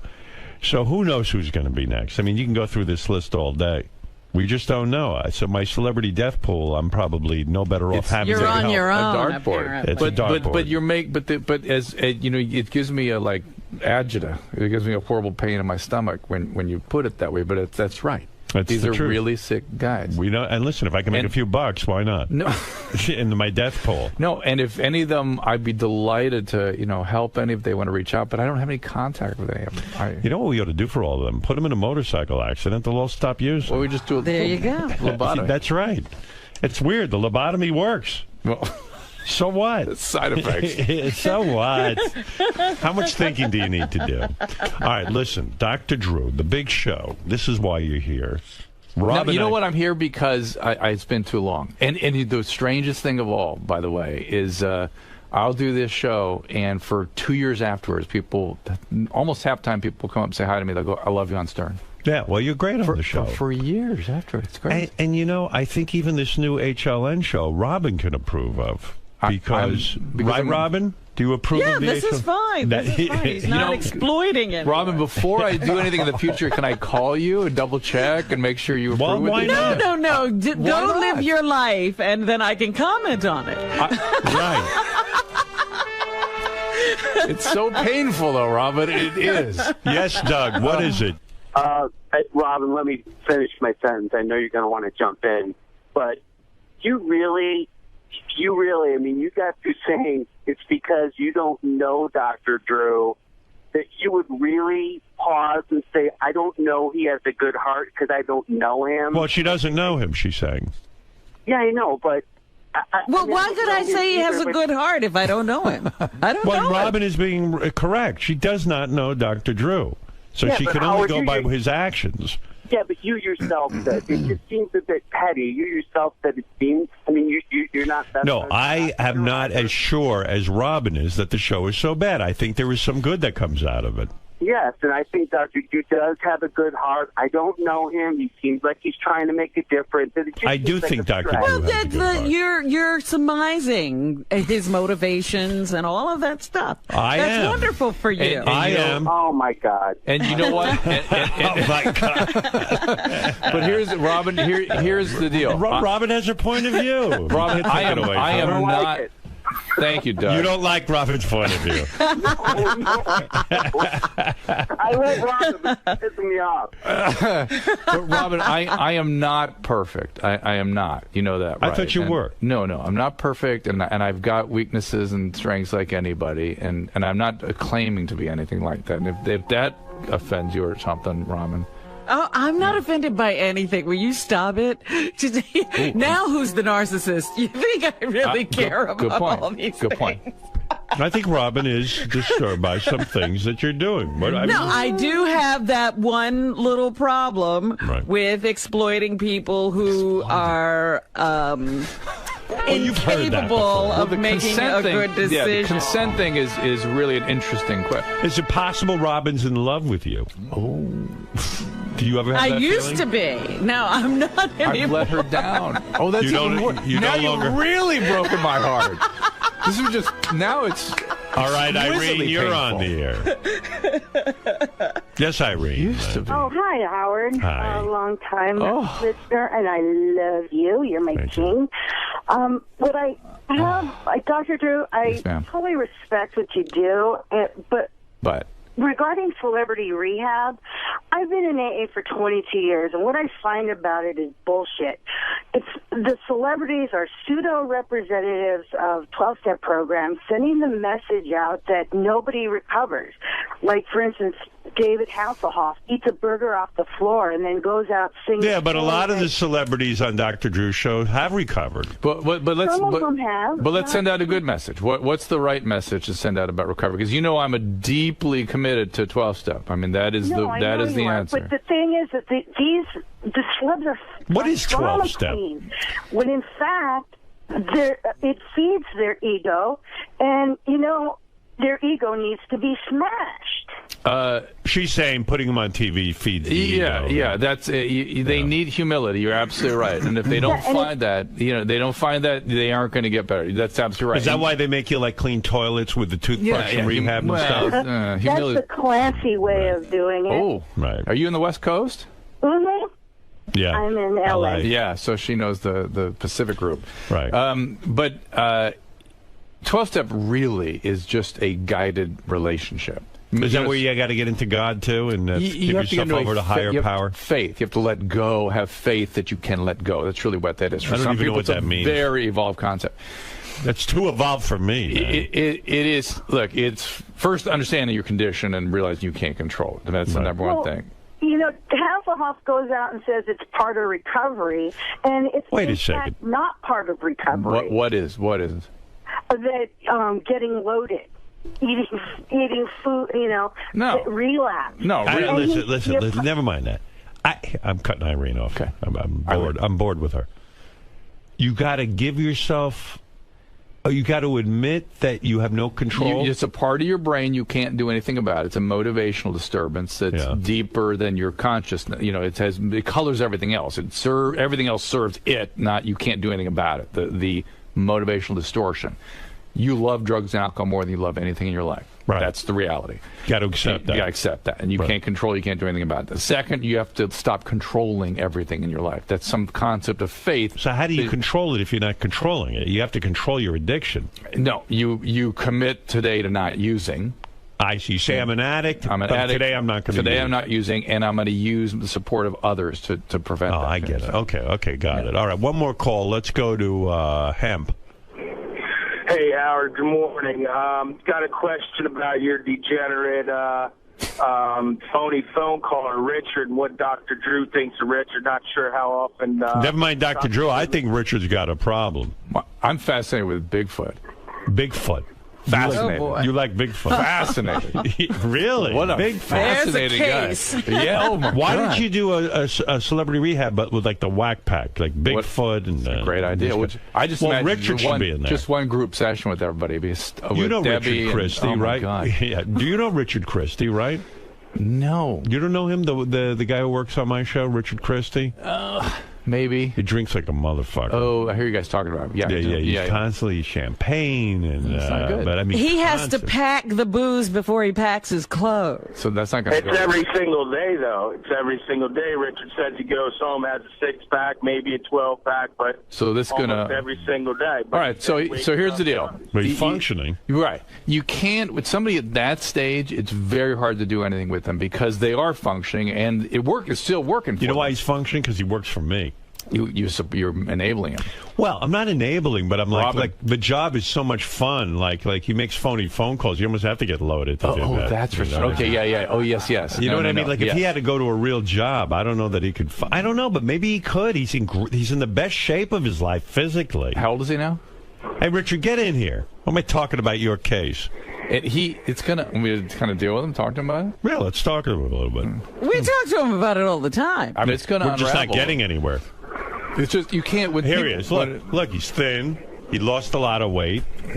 He actually looks halfway decent. He has a relationship. He's married. Here goes Drew into his doctor thing. Is there alcoholism in your family? No. Really? No, my parents don't even really drink. How about your grandparents? Sister, no. brother? Well, maybe. Isn't that weird? It is weird. I mean, he's brought it into the family. He's starting a new you thing. Adopted? Is there Are you adopted? No. Is there some reason adopted, it's not in the family? Like your clergy, your dad's a clergy or something? Or my dad was a railroader. No, that doesn't make sense. All right, so go ahead. So I love beer. I love craft beer. I love the way it tastes, and I love it more than like soda or anything. You love it more than like your health, your safety. Well, I think I'm fairly healthy. I run the other Sunday. I ran 9 miles. How much you drink in the average day? During the week, like last night, I had 1 beer. Be honest, what you're drinking? 1 beer last night, but on the weekends, I'll have. And when does the weekend start?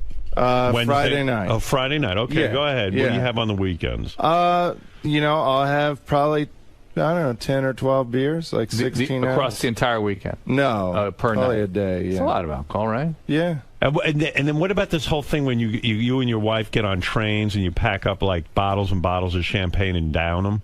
Yeah. Yeah. Do you have consequences from? I mean, do you guys get in trouble? Do you have legal problems? Do you have your doctor tell you to stop? I've peed myself a few times, and they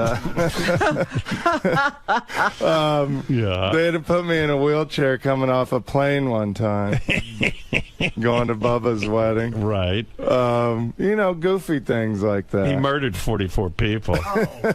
He just doesn't remember it. It's hard to make the firm call him without the family history, you know, without the genetics there, you know. It's possible still, and maybe it was sort of hidden for years. Maybe the family. I think he's downplaying how much he drinks too. No, during the week you only have one beer 10 a or night. 12 on a weekend day is a lot. Did you fall down an escalator drunk? Oh, yeah. Yeah. Oh, yeah. If he's an alcoholic, he would be minimizing, right? That's part of the condition. They deny, they lie, they minimize stuff. So, and the thing is, Dr. Drew, that whenever he's in a social situation, he gets polluted. Yeah, he like not can't just like have social do drinks. you have social anxiety? Is that why you're sort of loading up, or maybe a little bit, especially like. Honestly, around Howard, it's Howard's fault? I get a little nervous. Like when you were around me? Well, never really. Exactly. That's why I get nervous. Howard TV has a clip of Richard drunk in a wheelchair. I'm going to show it to Dr. Drew just so you can see the extent. Look, there he is. Where do I go? Oh, there it is. See that? That's him. No, you certainly look like an alcoholic there. You look like you should be in a hospital. Yeah. They had to wheel him out. Richard. It's hard not to call that alcohol. And by the way, you were on a plane, right? That's why they wheeled you out. Yeah. How many drinks did you have on the plane? Quite a few, probably 7 or 8. I don't like to fly. 7 or 8? I think there was a little more than that. Well, he drinks before Howard. You don't realize he gets drunk before the Tell flight. Dr. Drew how much you drank before you got on the plane. Look at him getting into the car. Look like you have Parkinson's. Well, that's what happens. Yeah. Hey, we were going to Bubba the Love Sponge's wedding. It was fun. He's gone. He's just fucking gone. I mean, don't you feel like Richard's sort of downplaying this? Yeah. Hold on a second. Richard. Yeah. Remember when John and I took the crew out to dinner for Christmas? Oh, that was fun. Yeah. All right, so we went to the steakhouse, like Peter Luger Steakhouse. Tell everybody what you drank that night. You probably know better than I do. I don't remember. There's a lot of beers. I think he drank like it was at least like 12 beers. It was a lot of wine. In fact, at one point you chugged the last part of the bottle of wine. Yeah, I mean, I didn't want it to go to waste. And then he called me to tell me something, hung up, and called me back completely forgetting that he had just called me. Yeah, I mean, come on. Yeah, he has blackouts. Hey, I'm not denying. He's worried about the liability of having somebody like this on his team. Yeah, but I don't drink here. I don't. He brags. Richard brags that there's a place in the city that has it's $25 all the mimosas you can drink, and he brags that he goes there every Sunday. It basically puts him out of business.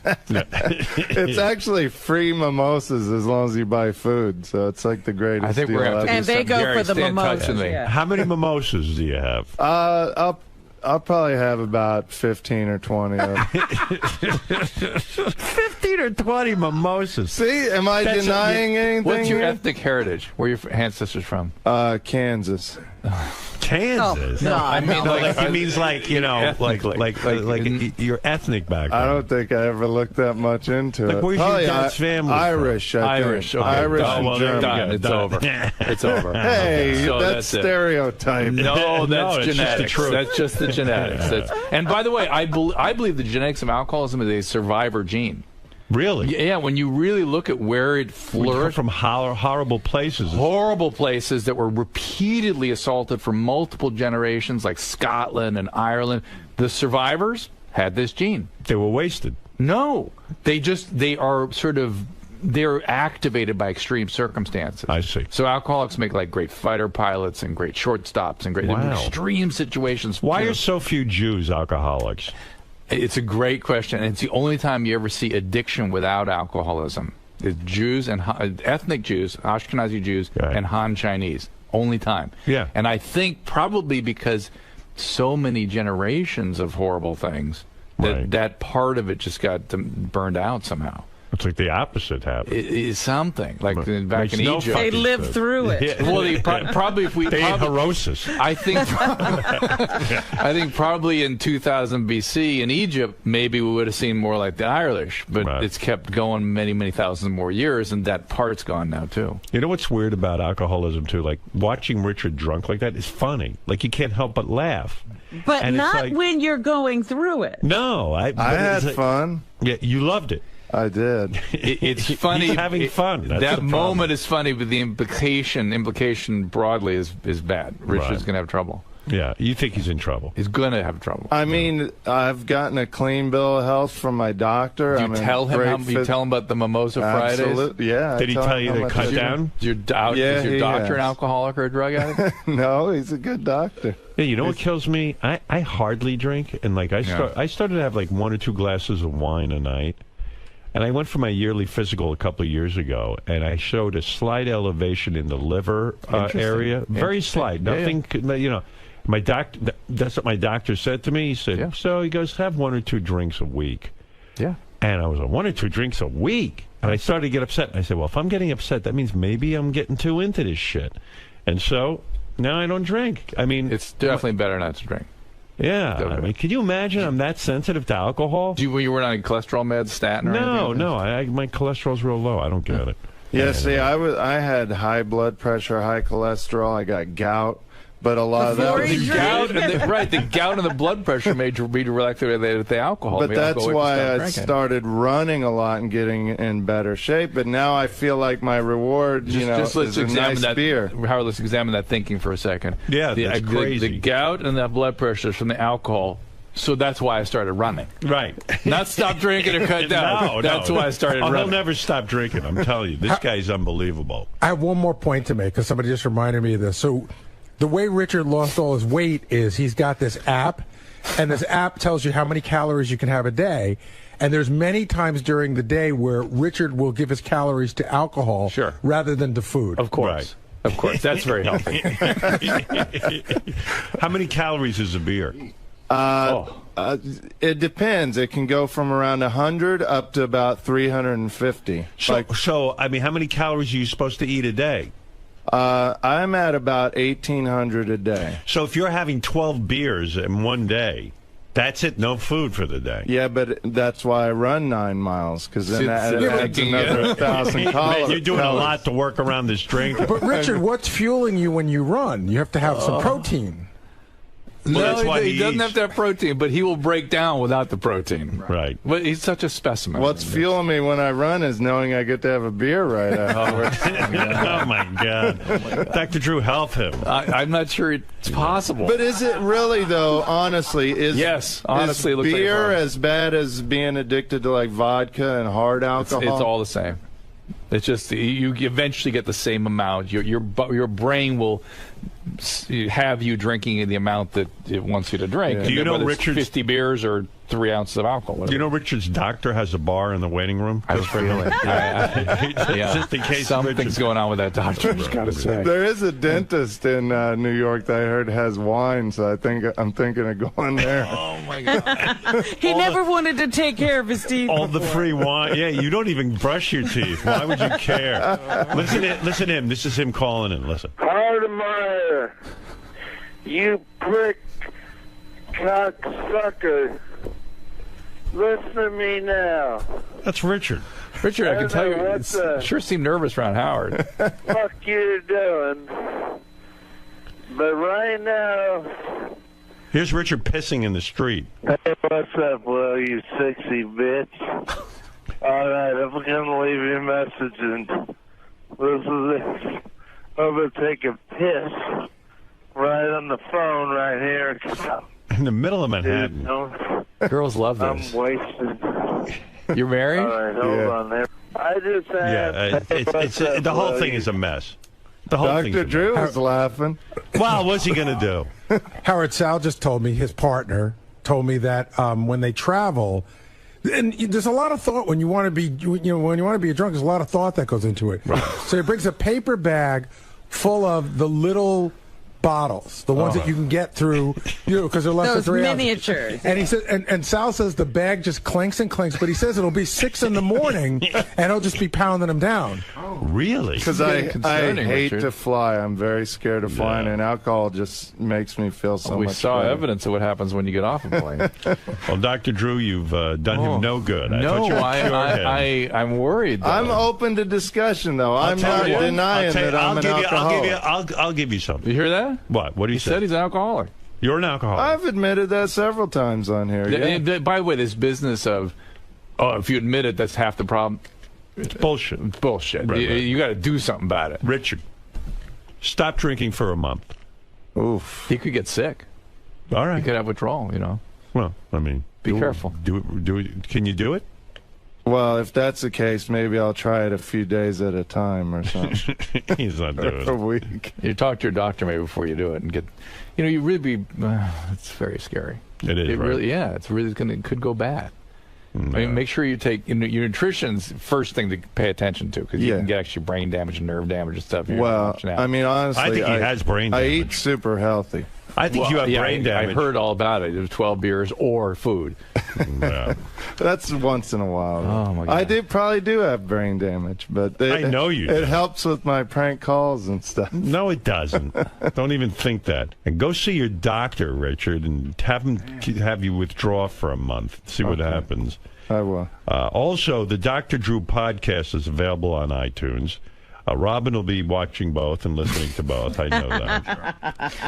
I feel like I've made some inroads with Robin. No, Robin, are we still Again, exactly the same? I didn't want that perception out there that I hated you, because that's not the truth. Yeah, Robin is full of love. She really is. Yeah, I know. I call her my love bug. And think how long you guys have been together. She has to have been, right? She loves me. Right, Robin? I do. I'm going to rub it into Drew. She loves me, Drew. She used to love me, too. Unquestionably. She said that. When you lose Robin's love, it's not fun. It's not at all. That's right. You've lost the sunshine. There's one last call from you from a very famous caller, Debbie the pet lady. Fantastic. I love Yes, to talk to Debbie, go ahead.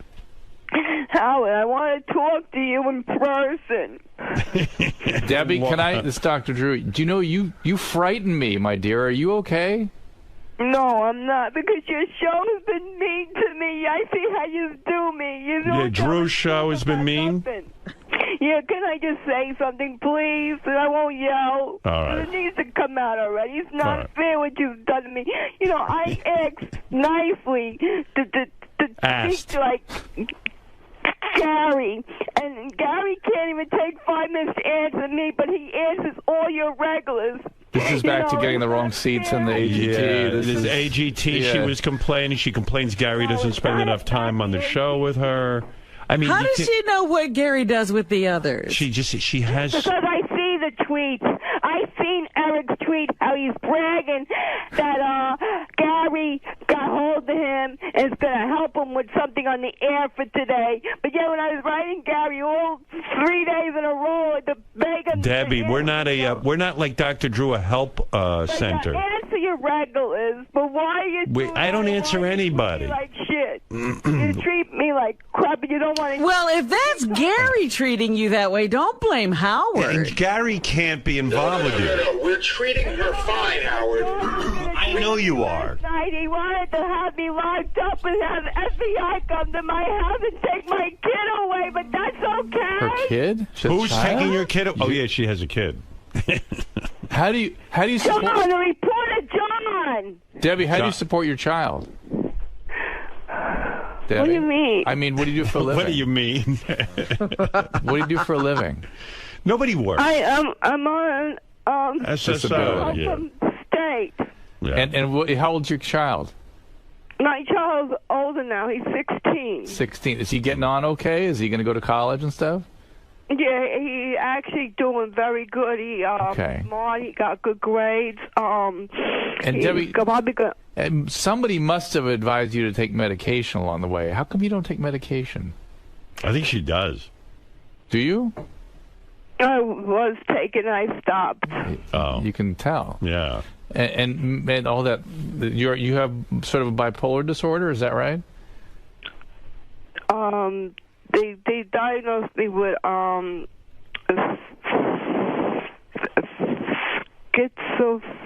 schizophrenia. Schizophrenia or schizoaffective. Schizoaffective disorder. Wow, you've got everything. Yeah, and a mood disturbance. And mood. Yeah. Well, listen, Debbie's a character. But No, I'm not. I'm not part of the show no Yeah, more. but Debbie, so maybe it's best you stay away from this show. Yeah, because, you people won't tell the truth to the world anyway. I think people love you, Debbie.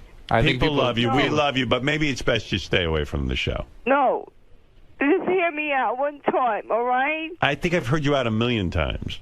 No, you didn't, Howard, because you always hang up on me. Well, I don't have all day for this. Yeah, because you don't have the time to listen to the truth. I don't have the time. You're right. I'm doing a radio show that Well, entertains Debbie, if people. you're being mistreated here, stay away. Right. That's the best answer. I am. Okay, so then be done with... My fucking life to the fucking world, and I'm not supposed to get upset, right?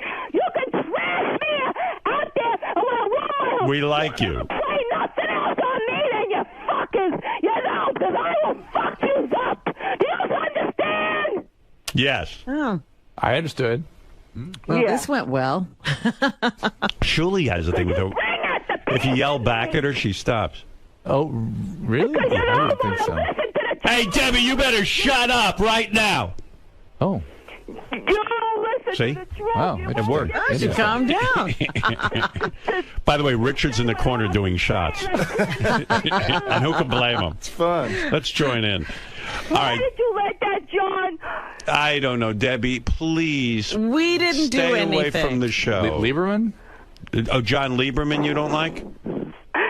He threatened Oh, he came to her house, right? He came and he's done And embedded. he's on HLN every night with Jane Velez. anything aired. You people don't want me on your show anymore, fine. No, I I don't want to be on your show Okay. anymore either. That's probably That's the best. deal I wanted to make with you people. All right. So leave me alone. Fair enough. All right. All right. I only cater to your regulars anyway, because that's all you want on your show is your regulars, because that's all you ever All right. to your regulars. Fair enough. Thank you, Debbie. We agree with you. 3 years. I wasted 3 years on this show, and I want the world at least to hear what I had to say, because it's not right how you people did me for 3 years. If she took medication, could she be normal? No. The schizoaffective is a personality disorder. I see. And But what would the medication do? Not this business. This Up and down. Yeah. She'd be constant.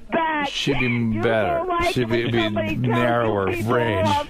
You know, so you Right. push me to these fucking states and movies. All right. Fair enough. You've made a good point, and time to move on. Do you people? Thank you. Probably Bye-bye. disability a good thing. Yeah. I don't imagine her in the workplace. No. Would you Who's hire her? doing more to remove the stigma of mental illness, us or you? That's You're doing We're doing a great job. You really are. You know what, Drew? I'm going to leave it up to you. Thank you. I feel much better with you dealing with Thank this. you. All right, Dr. Drew, thank you. Your show, of course, is helping a lot of people. We try. Watch Dr. Not Drew. Robin, evidently. But. Well, some people What? disagree. You were trying to help me? Richard, go out in the hall and talk to Dr. Drew. Richard, I wanted to thank you. I mean, thanks for even bringing me up. I appreciate it and caring. It really worked. I appreciate Wow. it. And I'm reading Steve-O's book right now too, and you really helped him. Steve-O, we helped. Yeah. Steve-O was going to die. helped. Yeah, He was gonna Steve-O's die. amazing. You know who Yeah. helped him is Knoxville. Johnny, Knoxville called me. We all knew what was going on. I said, Knoxville, you've tied this guy up 1,000,000 times.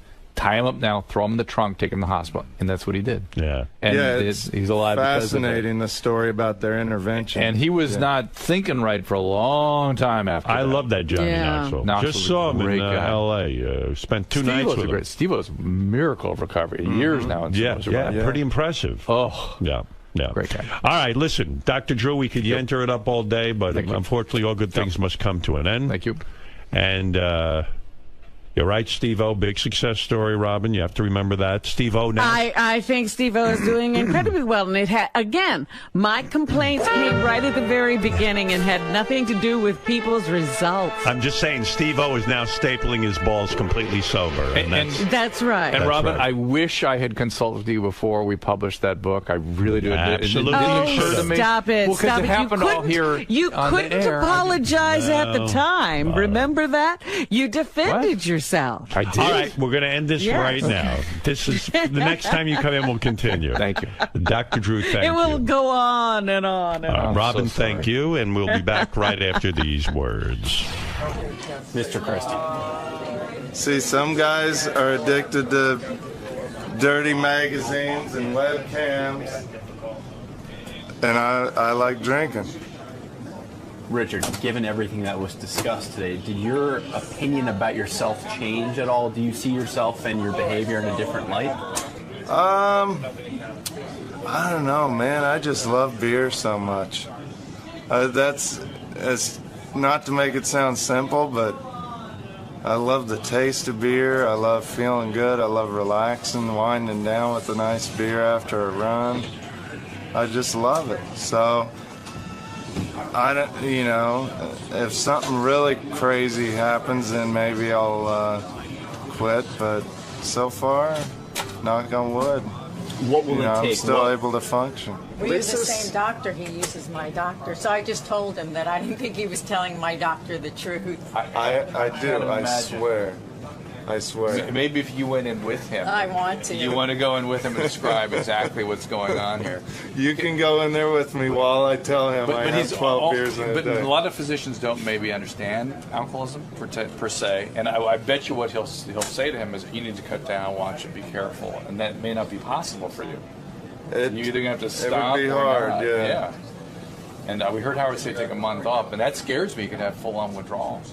Boy, she's suppressing a smile. No, because I recommended my doctor to Richard, so I'd be more than gladly to go there with him. I think you should. I think, Lisa's going with you. Okay. Because it scares me when he goes, I'm running so I can drink. And I go, ooh. Well, that's that thinking. I was drinking before I ran. It's just it's better now. See, now I'm running so I can keep drinking. And anything to keep drinking. Yeah, right. Sweating it all out. There you go. No, I realize, and I've told Howard before, I do drink a lot. I'm not going to deny that. But this is an interesting situation. I mean, it's working for him. He doesn't want to stop. You have to find that motivation to stop, and he's going to have some more serious consequence before he does. What are you going to say, right? I mean, sometimes doctors can have an impact and say, hey, you got to do this. But we'll see. Yeah. I don't think your doctor can do that. I don't think so. Maybe if she goes and talks to him. Dr. Drew. Cameras or no? Are you allowed to have cameras in there? Robin won't hear of it. I don't know. Dr. Drew, are there levels of alcoholism? Sure. That is, is Richard more of a binge drinker than anything right now? He's what you call, he's still controlling it. Even though it's excessive and he's having some consequence, he's still controlling it. It's not out of control yet. And that's when it's difficult to get people to motivate to stop. Because they say, look, I'm still working. I got to control. What do I do? What will be some of the indicators to look for if we see Richard going over the line? Just look at the videotape getting off the airplane that tells you everything you need to know. In my defense, that was 5 or 6 years ago. Oh, that's even better. Yeah. So things have progressed since then, so just keep that in mind.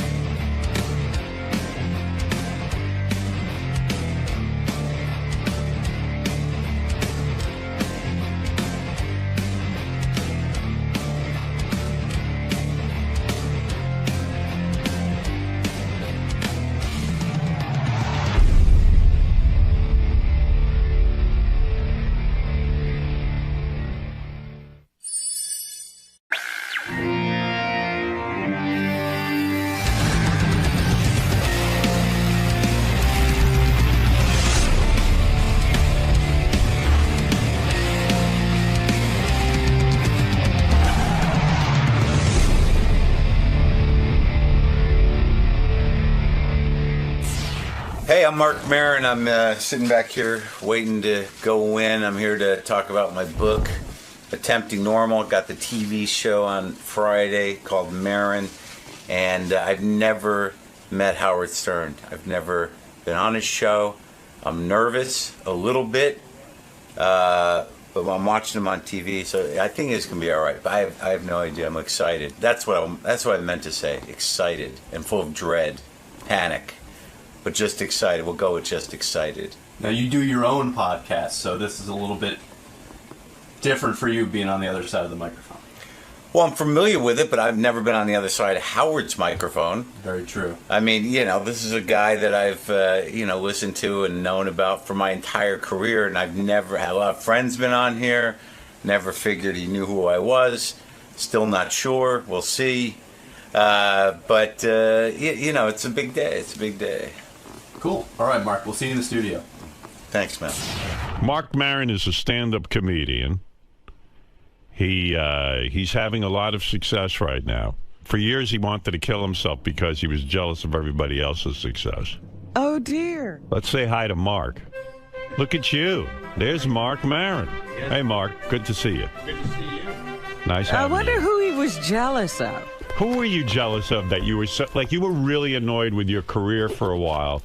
Yes, a long time. You were jealous.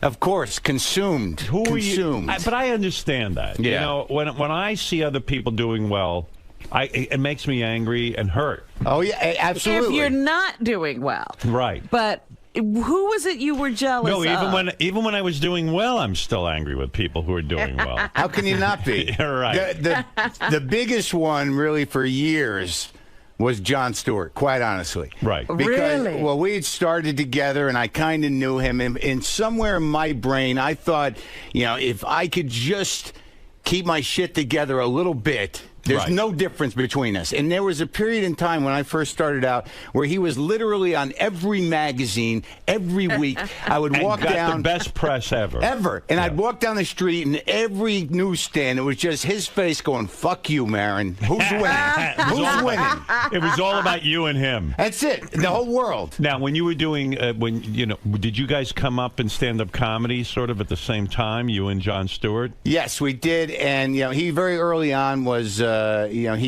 got TV opportunities, got a lot of opportunities. I ended up hosting Short Attention Span Theater, which is the thing he started on Comedy Central. Right. I hosted the last version of that. I killed that show. Right. Things were not going well. Yeah. So, wait, because you're kind of a political guy, too. You did Air America for a while. For a couple of years. I was more reactionary. I was political for a little while, but I was generally just pissed off and angry, and I thought bitterness was... Did you try the Air America experiment because you said, hey, that's a way to be like Jon Stewart, like I'll be political kind of guy? No, too? that was because the Air America thing happened because I just moved out to Los Angeles. Right. My career it never really took off, and I got this opportunity. Yeah, because I never really heard of you. That's not nice. And no, I'd never heard of you before. Yeah. And like Gary came, hey, you should have Mark Maron on there. Yeah. Who is Mark Maron? And then people started telling me, and you came up with Louis C.K. and all these guys. Yeah. And you must have hated Louis too. Well, me and Louis, that became a problem. We kind of resolved that. we resolved that stuff on my podcast briefly. But with John, it was a bigger problem. And with John, the problem still kind of exists. You're kidding. It's weird, man. Do you ever run into John? No, but... Does he know you're upset with him, even though there's no rational explanation for it? Yes. He knows. No, I'm not upset with him anymore. He's still kind of, he's a little upset with me. Did you go around bad-mouthing him? Was that the problem? No, I used to do it right to him. Really? What would you say to him? It was ridiculous. like there was a... You felt you were entitled to his career. I felt that if I could just be charming and not be such a dick, right? That I could, I could be that guy. I used to think if I just committed to a haircut, if I just committed to a hairstyle and a shave, and a shave, the guy, he's just got the confidence to never change his haircut. And that was... You felt you were the same. You know what it is? You probably knew that your anger was getting in the way of your career. Because John's like a nice guy. Like he's not a shit, you know? No, like, yeah. And what you're saying is you're a shit. Yeah. And you're an angry, pissed off guy. I was. I'm better.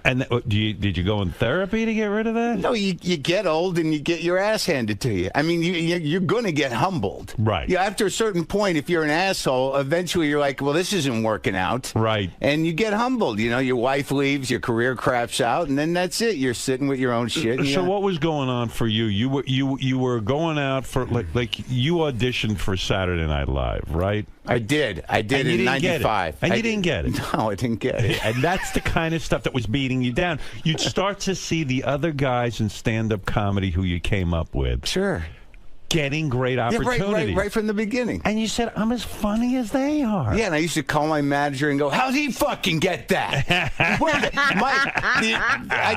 The first 20 years of my career were fueled by spite, by me yelling at my manager saying, why is that guy on television? And then your manager would say, look, what do you want from me? Go out and do something, dummy. Say, I'm not talking to you anymore. Right. Hang up. But so you probably hung around with a lot of losers because it made you feel better. Guys you wouldn't be jealous of. I didn't hang around with anybody. Right. You were that angry. Well, I was. I hung around with Louis. The guys were always good. Me and Attell and Louis and Jeff Ross. I mean, all these guys were my guys. Sarah. Right. We all hung out together. Todd Barry, and I was all part of that scene. Right. I was not that angry. I was not that miserable. I was still doing comedy, but in my heart, I couldn't quite reconcile why. And now this stuff is happening. I'm almost 50. Did you ever think about giving up comedy? Did you ever say, hey, that's not for me. It's not working out? No, I didn't know what else to do. That happened to me even a few years ago when everything hit the skids. And, before I started my show, the podcast, Your podcast has changed everything. Yeah. Your podcast gets, 700,000 downloads per show? It gets between 300 and 400,000 per show. That's amazing. It's great. How did people learn of your podcast? I don't understand that universe. Well, ultimately, what happened, we started it, and then I started talking to comics, and it evolved into this one-on-one interview show, and there were a couple of episodes that became very important and sort of put it on the map. I did one with Robin Williams. I did 2 with Louis, a double episode where we kind of rebuilt our friendship. I did 2 with When _Mencia. Louis was on your podcast, you guys were on the outs. We hadn't talked in a while. There was tension because I'd gotten to the point where I couldn't interact with Louis because I couldn't handle his success. Yeah, he's on fire. He's always been kind of on fire. He's a very talented guy. Right. And but we've been friends for years. And so did there come a time where you said to Louis, look, Louis, the reason I can't be friends with you is because I'm so jealous of you. Yeah. You did. You confronted him with I said that. And what did he say? He probably got uncomfortable because this guy Maron's out of his fucking mind, right? Well, he said, it upset him, and then it came to a point where, he was having his own problems, right. And, I was a friend of his, too, but he didn't feel like he could reach out to me, so there was this thing. So you hadn't spoken in years? Not much. And he walked, so when you I went to his him, house. You went to his house with the microphones. That's a humbling experience. Did you tell him you were coming, or you just No, he knew. He wanted. We weren't. We didn't hate each other. We just didn't talk much, and it used to hurt my heart. And then he called me on it in the middle of that show. Right. He said, when you couldn't talk to me, I might have needed a friend. You were being a shitty friend. And, I almost got, I got a little choked up, and I let the moment happen. And then since then, we've been in touch. We've been all right. Did there come a time for a lot of comedians, this real sign of success was if Marc Maron hated you? I do a lot of apologizing on my show. Right. You do. I do. But that takes a big man to do that. Well, it took a while. Yeah. That's what happened with John, is I called him up. I'm like, hey, I'm the apologize guy. Right. So, I call him up, and I'm like, let's do this. I apologize to people. That's my new thing. Right. And he's like, well, I don't know if you remember what a dick you were. Wow. To me. What did he remind you of? What had you done? I was a dick. How were you a dick? Well, when we were starting out, I was doing my angry kind of I'm the rebel guy, right? And he was always a great comic. Right. I got he's a talented terrific. guy, yeah, and he's a funny guy. But he had just done I think his first big break, he would host MTV Spring Break or something. That drove you nuts. Yeah, well, yeah, right away. Yeah. So, so he would. I love that you're honest about it. Well, no, he would walk in. Like there was one moment, where I was on stage at the Boston Comedy Club. Right. And John walks in, and I'm on stage. There's probably not a lot of people there. And I said, "Hey, how's sucking Satan's cock?" That kind of thing. Oh, wow. And and he didn't know what the hell to do with that. And meanwhile, you would have loved that opportunity to suck Satan's cock and go on MTV. Where is Satan's cock? Yeah, it took me 40 years. No, Satan fortunately never wanted me to suck his dick. I was one of the lucky ones. Right. Satan never said, "You're ready," and I'm like, no, he never showed up. And in a way, thank God, John was sort of strong inside, because when you get that kind of criticism from your fellow comics, you start to even question yourself. I feel bad about it. Yeah. I mean, and I honestly, and then there was another time, he put me on his show too when he had this show on MTV. He would have me on as a comic guest. He was good to me, right? And I was always sort of standoffish with him. It was weird. And then there was a couple of great moments with him and I. There was one time, when I started hosting Short Attention Span Theater, that was 1992, and he had started that show, right. And I was, Captain Rebel, fuck show business. He had me when I started hosting that show. He had me into his office. I don't remember which show he was hosting at the time, one of the Jon Stewart show, and he brought me into his office, and I was like, "So what's up? How's the doing my thing?" And he goes, "Don't you host Short Attention Span Theater?" I go, "Yeah, I do." He goes, "You have no right to talk to me like this anymore." Right. Yeah. You took a show that I did. Yeah. You have no. And he put that in my face. And then years later, he was hosting some event I was at, and I came up to him. I started in again. And he's like, "I really don't need to take this shit from you. Right. I don't have to talk. I don't have to talk to you at all. Right. So this went on for years. But the weird thing was when I called up, you were bullying him. Definitely. Yeah. And when I called up, "Come on, let's do the apology thing," he's like, "There's no love here." Right. Good for him. I mean, good for him in a way. Yeah. No, I get it. Why do I need to put myself through it? It was a great moment for me for him to say that, because I needed to hear that. So is he on? So he's never been on the podcast. No, he said he would have coffee with me, maybe. Right. But no, he's not going to put it out there up for everyone. No, he's not a very public guy, and I get that. And to be honest with you, because however angry you are, I can tell it really bothers you, because you know what? John's a really nice guy. He really is. I mean, I've met a lot of people. Yeah. And John is sincerely one of the nicest people I've ever met. And I don't know him that well off air. He's done my show many times.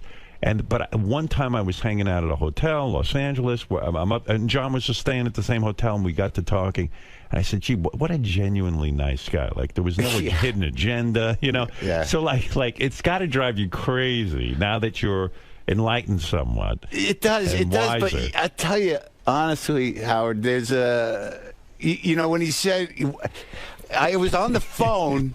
Poor you. I was in Portland, Oregon. And Gallagher had just been in my hotel room and stormed out in the middle of a podcast. I interviewed that nut, and and here I am, right? And he had just said, "I'm not doing this," and he stormed out of the fucking room. Right. And that happened. And then I'm on the phone I'm in Portland, Oregon. Gallagher just walked out of my show, and then I'm on the phone. John calls me back, and I'm like, "Hey, man, I want to do this show." And when he said that to me. He said, I don't have to do that. I don't want to do that. Why would I do that? And I'm like, all right, he's right. Who the hell do I think I am? Right. And he says, maybe we'll have coffee. I hung up the phone. I'm like, all right, that was a genuine thing there.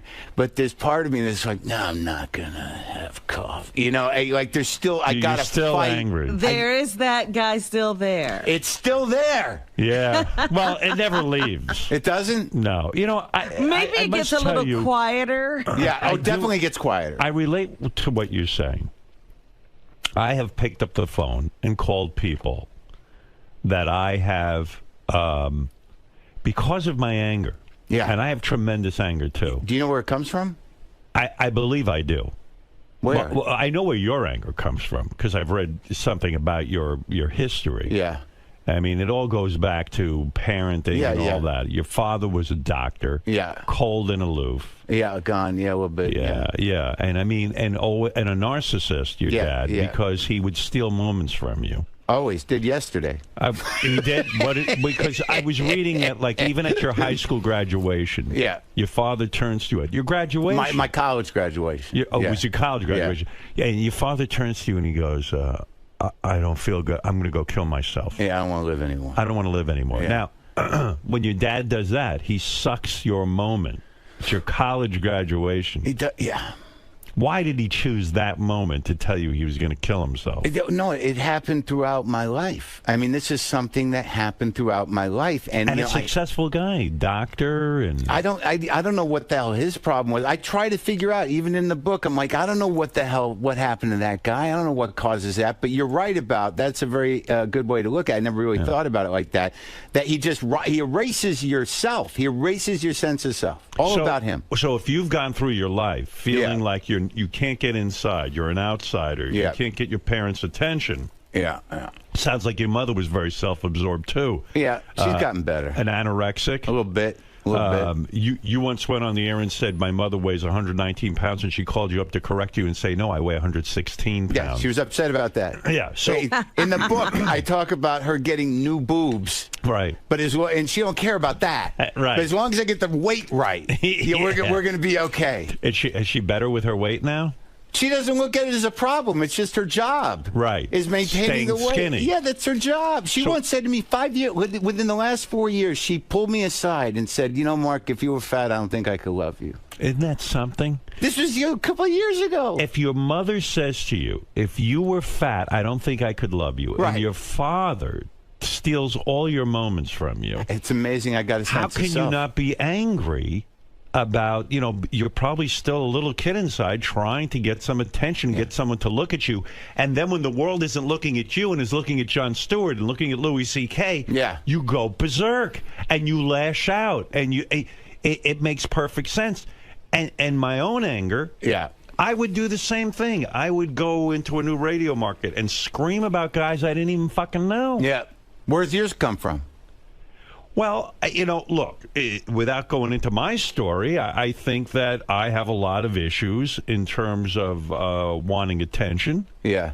And not growing up in a certain way. And, I mean, you can go into a whole psychological profile. Sure. My father raped me repeatedly, anally. No, I'm just kidding. I was like, this is the best interview ever. Yeah, right. No, but like you say, your dad would do weird things too. Like you were at your grandfather's funeral. Yeah, that was and your dad started to put his fingers in your grandpa's mouth. Well, he was a doctor, so you never know. It's an interesting thing with doctors. There's always a clinical element. Right. Yeah, there's a the emotions out the window. Right. Like even in the book I talk about the time where he brought another guy in to give me a proctological exam at the house. Yeah, now I read that. Now I know where your anger comes from. Yeah. You're a kid. Yeah. How old were you when that happened? I was probably 7 or 8. We just moved to a new town. And you felt you had I had a pain in my stomach, right? So my father, who's an orthopedic, not an internist, he's an orthopedic, not a proctologist, right? No, and he's going to examine me. He's my dad. He's a doctor. So he gives me that examination. He sticks his finger in my ass. Where did this occur? In your bedroom? No, I don't know. I can't remember where that one where the first, when the initial examination. I don't know where it occurred, but there's a moment there where you're like, he's a doctor. This is something that happens. But in retrospect, I don't know how you process that as a kid, right? So in my memory, he doesn't know what the hell's wrong with me, really, because it's not his line. He's a bone guy, right? So he finger bangs me. Well, so he brought you somewhere in a room, and bends you over, and he gives me that, and sticks his finger all the way up your ass, right, to see if I have appendicitis. He thinks I have appendicitis. Is that the proper way to even diagnoose appendicitis? I have no idea. All I know is he brought another guy over. Stop! No, he did. This is the thing. He did? Yeah. Well, here's what happened. So no wonder you were angry. Yeah. So he realizes that he can't diagnose it. So we've been in town, maybe in my memory, a matter of weeks. We moved to Albuquerque, New Mexico from Alaska. So he does that. He says, I don't know. So he knows one doctor that he met in Albuquerque, right? One guy who does this. So he comes over to the house. So now we're in the bathroom, and now doctor's giving me the examination. Finger up the ass, yeah, too. and my Wow. father's sitting there watching, and I'm like, oh, my God, it's humiliating. Right, so I'm thinking, like, God, you know, if a cop or if anyone walked in on that, what would they say? Go to jail. It's okay, we're doctors. We're doctors, this is my son. So, well, you know, that's got to damage you. I mean, you're joking about it here, but it is, in other words, it's so still on his mind. It's so invasive. It's like, look what you write about. Your dad put his fingers in your grandpa's mouth. To see if to look at his teeth. That was the weirdest thing, dude. Maybe he was checking for gold fillings. I know. He said he didn't recognize him. Right. And, you know, I guess that, you know, people in grief or people in that moment, but you're Jewish, I'm a Jew, so it was a very odd situation that, you know, we're at the funeral, and he's, you know, he's a little, you know, he's working the room, he's a little perkier than he should be. And, you know, there's a funeral director there. You know, the Jews don't open the casket, right? So the funeral director is standing by. I see my father talking to her, and I'm like, oh, what is this about? What's he doing? And it's a woman, which is, you know, this young woman is a funeral director. And I see him talking to her, and I walk up and go, what's going on? And my father goes, I want to see the body. Right. I'm like, okay. I mean, that's all right. It's reasonable. You know, you can do that. So she walks us in there, and there's the casket, the pine box. The woman opens up the top of the pine box and pulls the tallis away from my grandfather's little dead head. Yeah. And there's his face. Right. And I'm standing there next to my father, and then he just reaches down and he pulls his mouth open with his finger. And the woman was beautiful. This woman, you know, she's. You know, she goes, is there a problem with the mouth?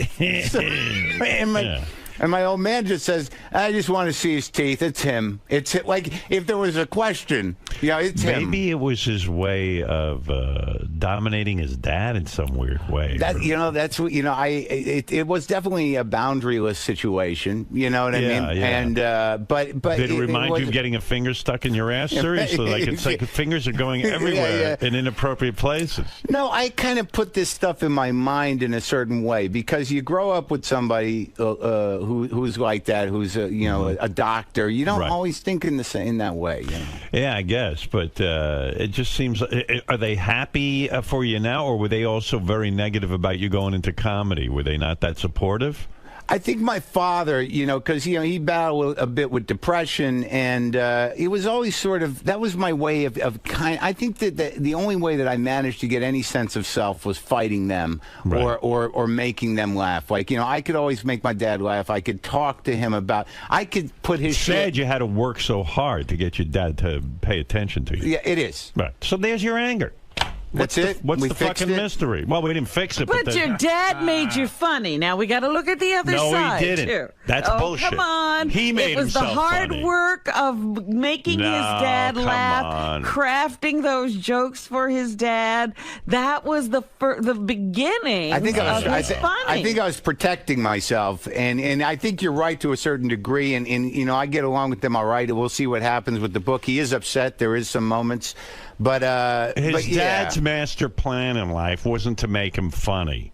No, his dad obviously had problems and wasn't thinking about his life at all. His dad didn't make him funny. He was funny, and that was what he used to get his dad's But you know attention. what? You need to have practice, Howard. You need to have a rough audience, and that's what his dad was. The thing that makes Mark angry is giving away his talent to his father, too. Let him have something of his own. His father didn't have jack shit to do with him being funny. And I have to tell you, meanwhile, what the fuck is funny about this? It's very funny to. That's where most comedians get it from. They're trying to protect themselves and make somebody who's dangerous laugh. You getting laid at all? That's what I want to know. Yeah, oh yeah. You are. Yeah, I gotta. How many times you been married? Twice. Jesus. Twice, no kids. You get married again? I think so.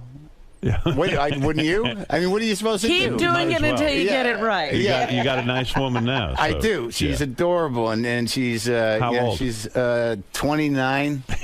How old are you? I'm 49. Okay, that's the right age. That's right? Yeah. You're supposed to do a little over half, right? That's right. That works. Where'd you meet her, in a comedy club?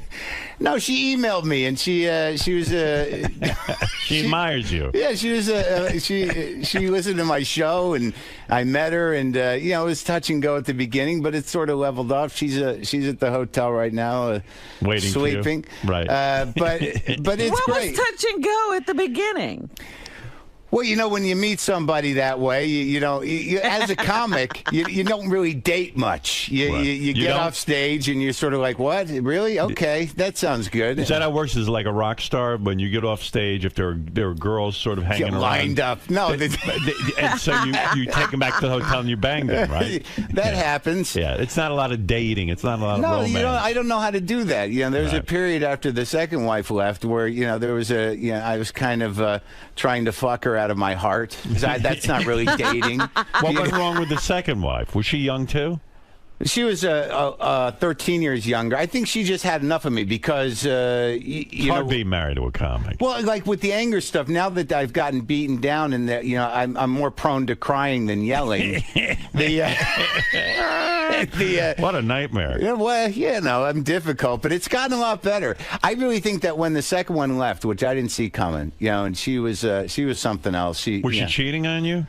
I don't. It's unclear. Right. I mean, she did end up with a guy that, you know, she had met. She was definitely emotionally cheating. I didn't really pursue it. Isn't that the worst? Because then when you go off on the road and you're doing your thing and you're thinking, gee, back home, who knows if my wife's with me, if she's not? I mean, it's well, yeah, and when you're insecure, that happens anyways. That'll ruin a relationship. You know, she was very pretty, and you know, after a while, you can't afford the energy of the jealousy. But I don't know really. I haven't really investigated when it started. But she left, and a lot of it was because of the anger. You know, people who live with angry people, they eventually just fill up with it and they get drained. Were and they you leave. insanely jealous? Like, was your jealousy off the charts with her because she was so beautiful?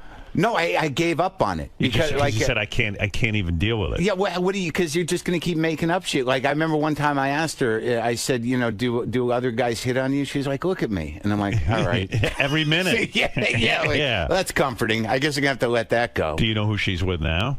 Yeah. Oh, you do? Yeah. How'd you find out? You just Google it. You Googled her. It's like Googling cancer. So are you obsessed with her? No. Is she dating Jon Stewart, in fact? I don't know. Someone ought to tell his wife. But no, she just had a baby, and I think she's having another one. I don't keep in touch with her. You just keep Googling her. No, I don't Google her. I did it once. I'm pretty over it. I've resolved a lot of that stuff. You know, I did a lot of comedy on it. You know, I've talked about it a bit. I'm over that. And, you know, I'm just trying to be the right guy with this one. Is the new one very beautiful as well? Yeah, she's adorable. Yeah, so there you go. You can have the same issues. I'm okay. This one's different. She doesn't take any shit. She works, you know, she works with autistic kids and severely emotionally abused children. So she's perfect for me. Right. I mean, she knows how to handle you. She does. I mean, she has actually looked me in the eye and honestly said, "Use your words." Right. Now, use your words. Well, thank God you got a show now. No wonder you're feeling better about yourself. Yeah. You're on IFC, and the show did help. You know, everything, the podcast, and it helped. Success helps. The podcast became popular, and you created a TV show off the podcast? Right. So basically my life now, you know, as a comic, you go in every few years, and hopefully your life has changed enough for someone to be interested to make a show. So, yeah, it's based on... Is it a sitcom? Yeah, it's a half-hour scripted comedy. Thank God you got this, because, like, when you start seeing, like, young comer-uppers like Amy Schumer and Whitney Cummings getting jobs and getting TV shows, you probably were going psychotic. No, nothing but hope for the best for those people. No, you don't. Because didn't you even say age-wise? I still need my break. You can't give it to these kids. I try not to get jealous of women. Right. You know what I mean? Fortunately, I don't think that's a job I could have had. Right. Different category. Yeah. You don't think you could have been Whitney? No, I don't think so. What about those roasts? Do you ever do those? Because I did the Chevy Chase roast, and it was one of the worst nights of my life. Why? Because when you're an angry guy, generally when and you're Chevy's angry too. Yeah, but he didn't want to be there. Right. I mean, it was and I liked that guy when I was a kid. Sure. But like, I'm not great with roasting, or I didn't used to be, because when you're angry, if you're insulting somebody, it's to hurt them. Right. So my tone isn't quite right, but I'd written jokes, and I'd never done a roast before. But I remember I got up there, and that place the dais was big. Right. It was huge. It was not, I'd never done it before. Right. And, thank God they sweetened that thing, because literally I got up on stage. It must have been 2,000 people in that. It was right over here at the Hilton. It was, and I was just bombing. And Chevy's sitting right there. He doesn't give a fuck. Right. Everybody I know in comedy, and I'm bombing. And at some point, I'm like, oh my God, this is going horribly. Right. And then I got to laugh, and it kind of broke. The jokes were good, but I literally, I could feel my personality disintegrating, and I was starting to sweat. And after that night, I went up into my hotel room. I was with my buddy Sam Lipsyte. He writes novels, and I'm literally on the verge of tears. I'm like, I can't do this anymore. And it must have been so sad. I mean, comedy in general, right? Everything. Yeah, I don't know what the hell was going on. Because here you are waiting for a big break. You're trying to get your profile up. You get in front of a big crowd. You know it's going to be on Comedy Central, and you fucking tank. I'm tanking. Yeah, and you're like, how can that be? Well, it happens. Yeah. I mean, it's part of the liability. And you say it was your anger because you were so angry that it didn't come off fun. Well, no, I wasn't angry. I just wanted the jokes to work. I wasn't angry at him. I just doing those jokes, it's hard for me to deliberate how to do them. I've gotten better. That was a few years ago. It's a different style, right? Yeah, it is a style. It's not like your stand-up act. No, it is. It's definitely, there has to be a warm-heartedness to it, or it's not. But it just wasn't working. But they sweetened it, and people can't understand when I talk about this. Oh, yeah, look good to me, and I'm like, dude, they helped out. The room was dead, right? And it was 2,000 dead room. It was not, and there's no more feeling alone. That is the loneliest feeling in the world. It's amazing you ever even went into stand-up comedy with all your self-doubt and all this pain. Yeah, I don't know. It was. I don't know that I ever got into it initially to be an entertainer. Right. I think I got into it because it's like when I watched comedy when I was a kid, it was like those guys got an angle on things. They can understand. They've got a way of managing the world. Did you know Kinison at all?